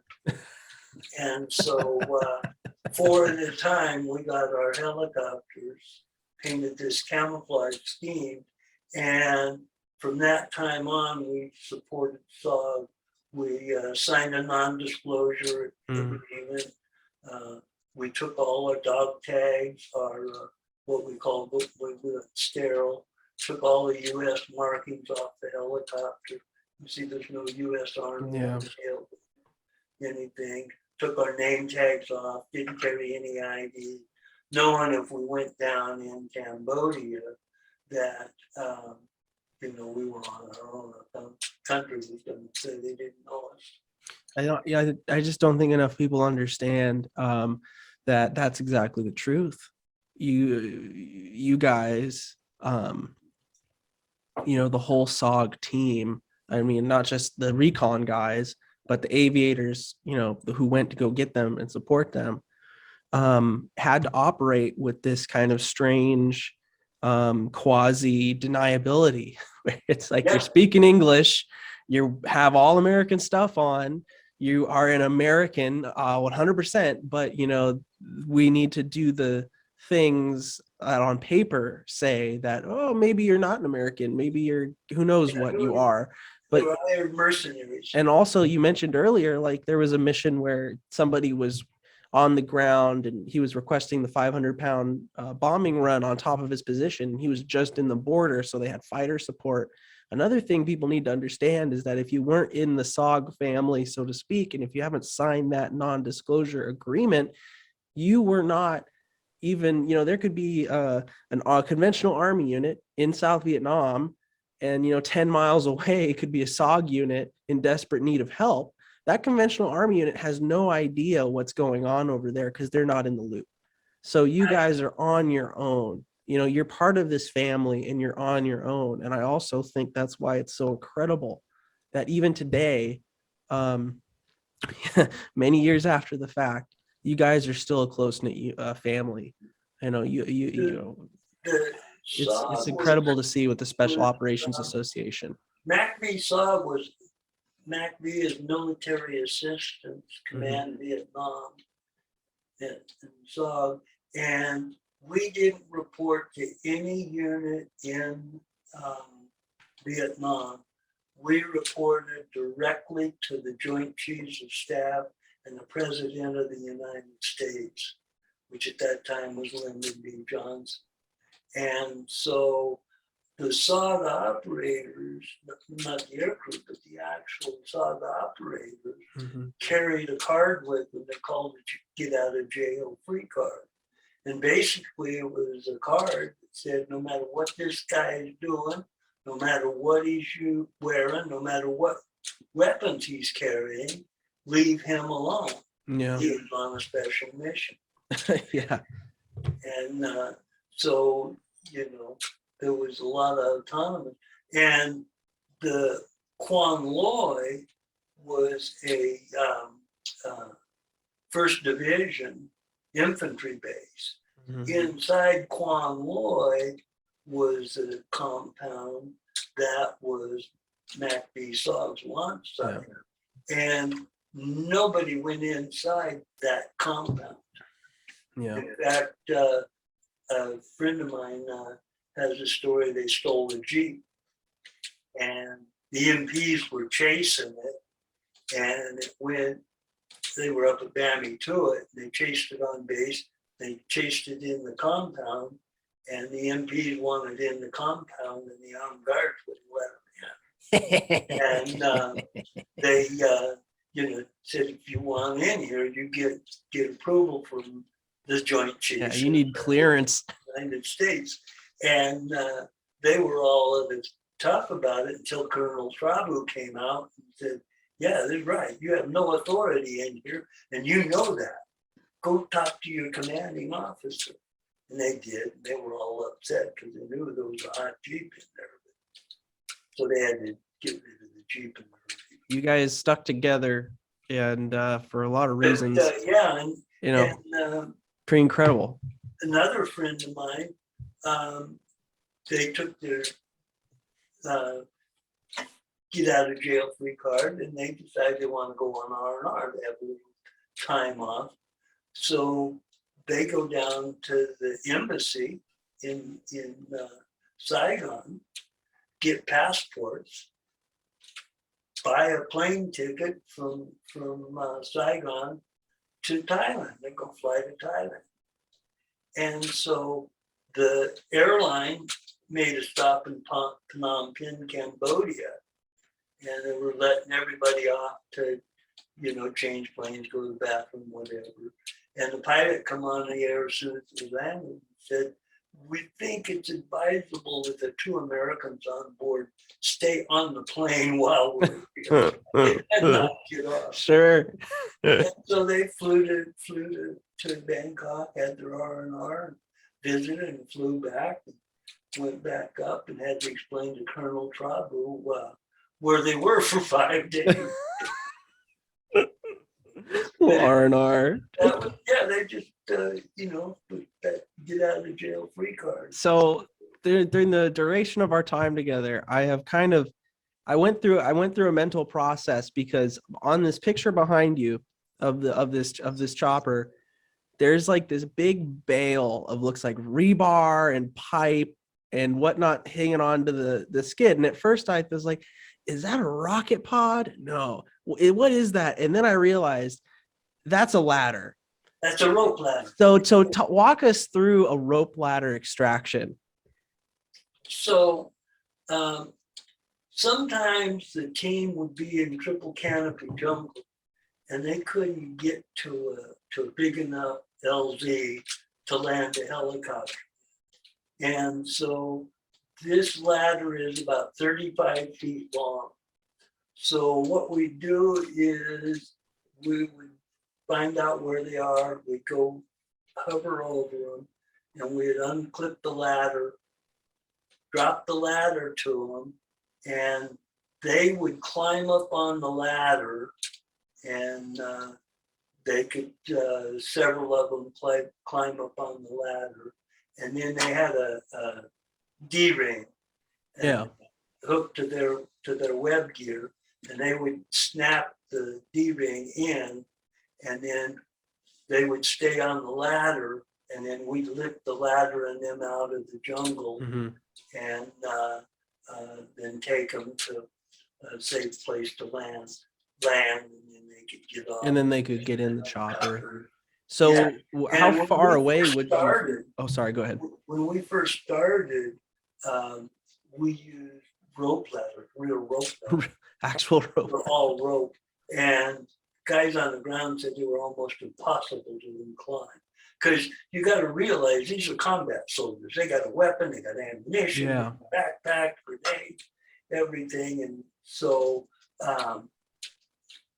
Norm Doney was a SOG legend in B-52 and other SOG units at CCN. And he developed the cable and aluminum ladder. And you see on the ship behind us. Who made those? Who made those things? Who put them together? Who assembled them and fabricated them? There was I'm not sure if Ben Baker did it. There was a unit in the Philippines. Ben Baker was the head of it, and he made everything for SOG. I wonder if this is the CISO, the counterinsurgency office. They made like rucksacks and all kinds of stuff that was like clandestine special stuff. They made the indigenous rations, Mhm. rice and squid. At one point, they made the eldest son ammunition. Mhm. Booby trapped in. Yeah, the CISO office made them. Yeah. Cool. And Ben Baker was the head of that. Oh man. And so I think they might have manufactured them, but Norm Doney had seen it somewhere, and I forget. I knew it one time, not recalling it, but he had seen this, and there was a lot more stable ladder than actual rope having Sure. cables and Yeah. Climbing a rope ladder sucks. And Yeah. climbing a rope ladder in boots sucks. And then climbing a rope ladder in boots with like 200 pounds of stuff on you when you're under time pressure sucks. And then add all that together and getting shot at, it just sucks. So having like a stable, like rigid, and at least on one dimension ladder like this with aluminum makes a lot of sense. And then for thicker, we had, when I was here, it was the McGuire rig, was the rope, and it was basically a swing seat you sat in, and it was possible to fall out of them. Yeah. Then, Or like tilt, turn upside down, have all the blood rush to your head, you pass out, and then they have to make an emergency landing to get you undone and brought up. yeah, and then they developed the Stabo rig. Yeah, the stuff. Yeah. Part of the harness that they wore, and you just clipped into it. Yeah. And that was a lot better. We had some people that fell out of McGuire rigs, that we lost. Well, it's Anyway, fascinating. It's an evolution of special operation. It's a two-pronged evolution. It's special operations ground forces evolving, and it's special operations air units evolving. And your unit, the 195th, was on the very tip of the spear of that process. And it's awesome to hear you talk about this evolution of McGuire rig to rope ladder to aluminum ladder to Stabo rigs. And really what I see here is the very beginning of this incredibly rich, incredibly amazing American special operations air legacy that's now, of course, exemplified by the 160th SOAR, the Night Stalkers, who are our current premier tier 1 aviation unit that supports Navy SEALs and Delta guys and all kinds of interesting stuff like that. The 3rd Special Forces Group was they have responsibility for Africa, but they were in Iraq and Afghanistan. And when they went to Afghanistan, all of them had read John Plaster's book and knew about SOG. And so many of their units wore the SOG patch, the skeleton here. And November, the 3rd Battalion, the 3rd Group, had SOG Heritage Week. And they invited 30 of us SOG veterans to come spend some time with them at Fort Bragg. And they had us there to listen to our stories. And we went there to listen to their stories. And I tell you what, it was just a wonderful time we had together. They, of course, have all of the modern technology and everything, and just can't imagine what we did, and like the night operations without night. Right, without nods. Yeah. I'm very proud that finally what happened in Vietnam with surrounding SOG is finally able to, I say, my kind of the way I put it is like, we're reintegrating that into our national story, because these stories are national treasures. What you guys did is incredible, and we need to learn from it. As from the civilian perspective, and I just love that you're working with modern guys in our service, helping them learn, and then, in their own ways, take that and then get better. Yeah, we had several guys that were there, and they'd come up to us, Sergeant First Class, and, guys that maybe had 4, 5, 6 tours in Global War on Terror, these hardened soldiers. And they'd come up with John Plaster's book. They go, I read John Plaster's book when I was 12, and that's why I'm a Green Beret. And, would you sign up for it? And so, they went around getting all our signatures and everything. And so, and I didn't realize that I've got a friend whose son is in Special Forces, and John Plaster's book is required reading for Special Forces soldiers because of the lessons. Because we learned that, they use many of our tactics, and they've elevated the technology, but the patrol tactics, the button hooks, the absolutely immediate action drills, all of that's the same. Absolutely. That stuff all saw its genesis in Vietnam, with you folks. I kind of want to ask, and I ask this to as many vets who come on my show as I can, and I ask them what advice do you have for modern vets who are coming back home and might be going through a tough time? And I ask this question because when we're talking about some of the things that folks experienced in Vietnam when they came back to the States, it was almost like night and day, from what they'd been experiencing, what they had tuned themselves to suddenly just being back in the States. And a lot of vets today go through the same process. And unfortunately, 22 veterans a day statistically choose to end their own lives.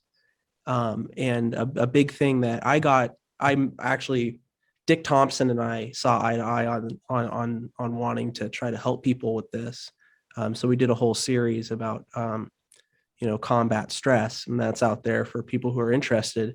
But I just ask folks who have obviously come back and survived not only the war, but survived coming back home. I just ask them, do you have any advice for folks who are coming back, who might be able to come back and survive the process of coming back home?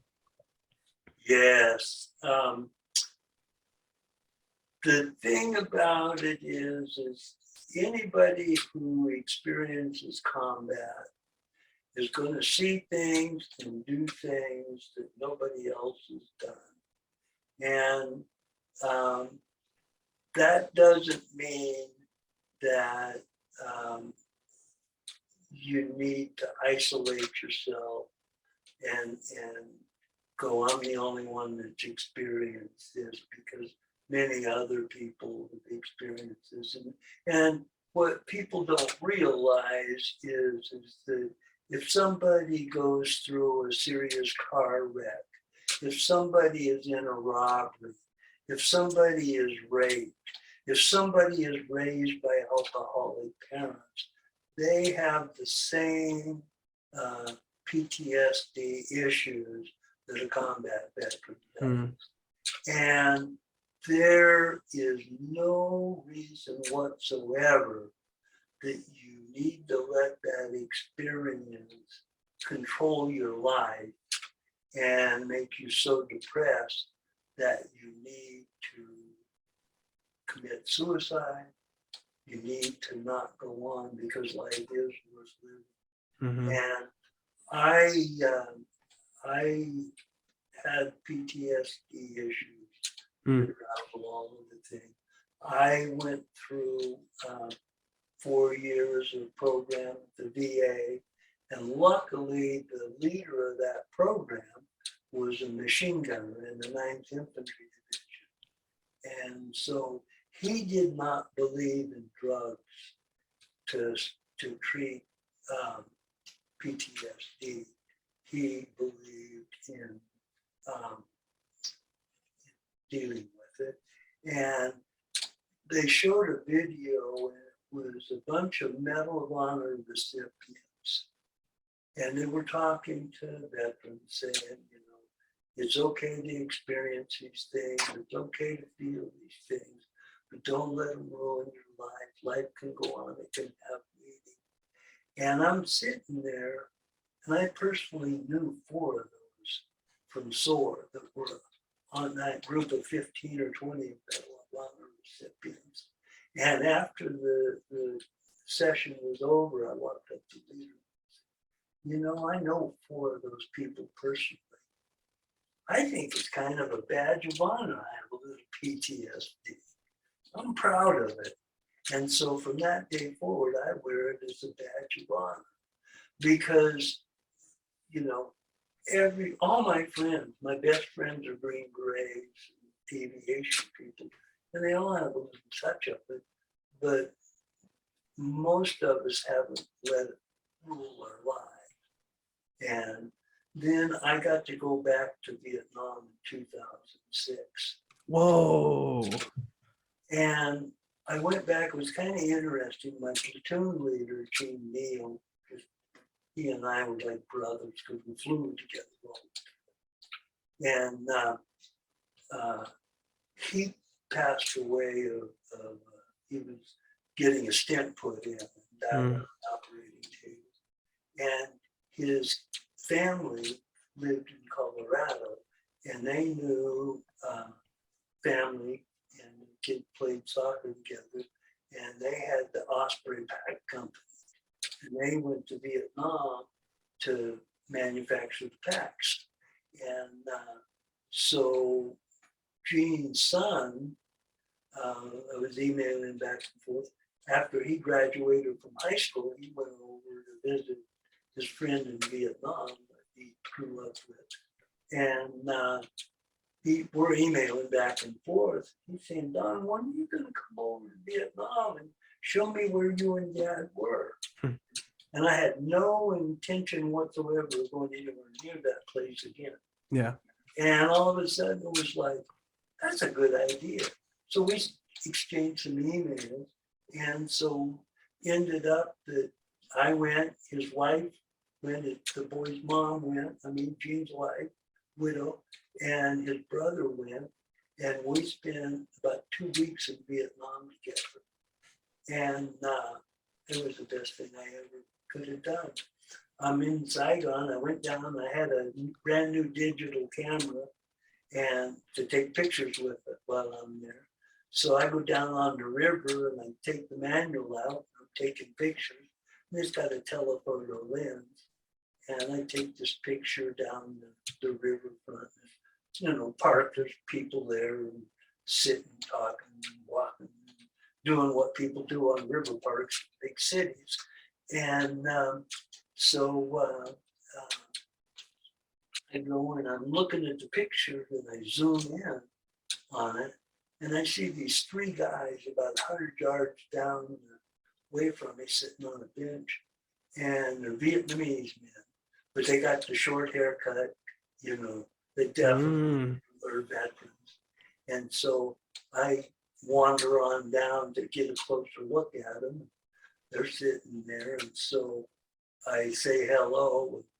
They don't speak very much English, and I don't speak very much Vietnamese, but we were able to determine that they were NVA veterans of the Vietnam War. Wow. They knew I was an American. Well, sure. Sure. Because they were starting to come back and everything. And we visited, and the Vietnamese, they don't look back at all. Mm-hmm. They look forward, and not one bit of animosity from any of them. Yeah. You know, they were just, I respect you, and they respected me. Just men, boys fighting for our country. Sure. Because we were told to, and doing our mission. So we had a nice little visit together. Yeah. Every place I went, people wanted to talk to me. And, I had sit in a restaurant, and the Vietnamese lady would tell her kids that I was a veteran of the American War, because they don't call it, they call it Sure. the American War. That American War, the French War, the Chinese Wars, they're just, Yeah. And up until 1975, they've been at war for 1,000 years. Yeah. And the history Yeah. of the Vietnam War, as we call it, as we've just touched on here, and it's been an absolute pleasure having you come on. Well, it's just goes back so much further than most people understand. Yeah, I'm involved in the video game SOG Prairie Fire, which any of you gamers out there, if you're a PC gamer, get Arma 3, get the DLC, SOG Prairie Fire. And that game was designed by Vietnam SOG veterans. All of the equipment, all of the aircraft. You can fly a Ghostrider Huey in it, and all of the detail that goes into that game is actual SOG equipment. And they paid so much attention to detail as I played the game a little bit. And I'm in the helicopter on the door gun, and one of the things we did was there was a chute that came up out of the ammo box over there. And the chute would jam, and it would take too long to unjam it. So most of it, we took the chute off, and a C ration can would go there, and the ammo would feed over the C ration can. And that worked very well. So I'm in the game, shooting the M60 out of the helicopter, and I look at the C ration can, and it says cookies and candy. And I'm going, Rob, it's a developer. I'm going, no self-respecting door gunner or crew chief would put cookies and candy, such a tasty treat, on their machine gun. You got to change that to ham and lima beans. We all hated ham and lima beans, except for Southern people. The next day, it said ham and lima beans. And so a few weeks later, I'm playing with another Vietnam vet. He goes, Don, look, they got ham and lima beans. And that's the kind of detail that they go to in the game. Oh, man. And anyway, what I started down that path is they have NBA advisors. Mm-hmm. And I, through advising, have met this Vietnam guy that lives in Hanoi. And he wasn't a veteran. He's younger than that, but his grandfather was. And that man knows more about Vietnam equipment, both sides, and just an incredible human being. And we become very good friends through the game. I mean, Oh, wow. We talk to each other. We have a history section where the gamers will want to know different things, because in ARMA, the players can develop their own game, their own missions, and all of that in the editor. So they're good people to, ask questions. Well, they got me right there, or now Nguyen is the North Vietnamese guy. And I mean, he just comes up with incredible information and really a great insight. And he's become a very good friend. Wow. The internet. So, Well, I'm gonna have to tie us off here. We're getting close on time, but I want to tie us off with just when Tilt was on the show, he shared about his part in the ARMA 3 development. And what I see is a broader trend that I touched on earlier when you told the story about meeting with the modern special forces community. It's this broader trend that men such as yourself who signed a non-disclosure agreement weren't able to talk about what happened. And we've also talked about how important now it's history. For you, it's lived events, which is another reason why it's wonderful that you're here. This is such important history. It has so much to do with our modern warfighting capabilities, and our modern warfighting capabilities, are incredible to say the least. And special operations has shaped how the United States conducts war now. So by default, the fact that what has been locked away for so long is now coming out to service the community, not only our warfighter community, not only just here, and I'm a historian, the historical community, but the gamer community.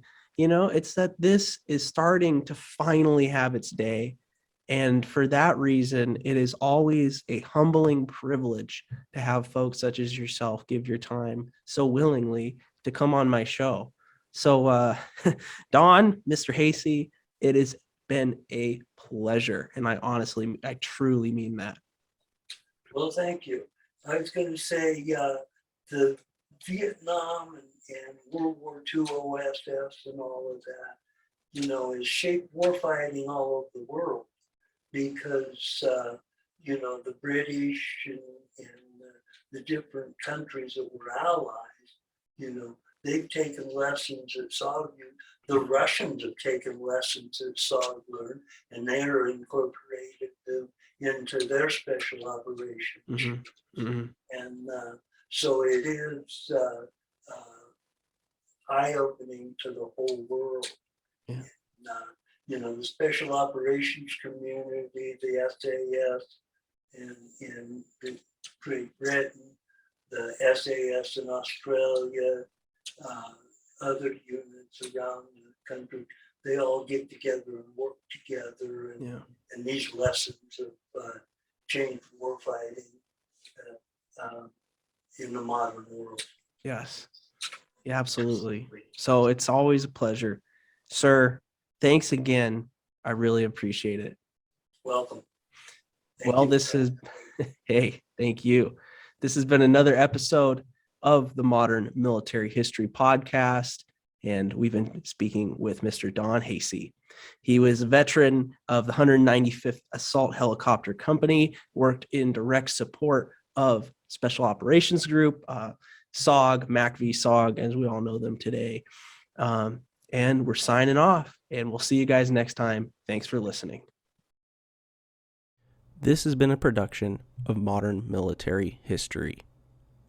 The mission of Modern Military History is to make military history accessible in the modern age. Want to learn more about modern military history? Check out the website, www.modernmilitaryhistory.com.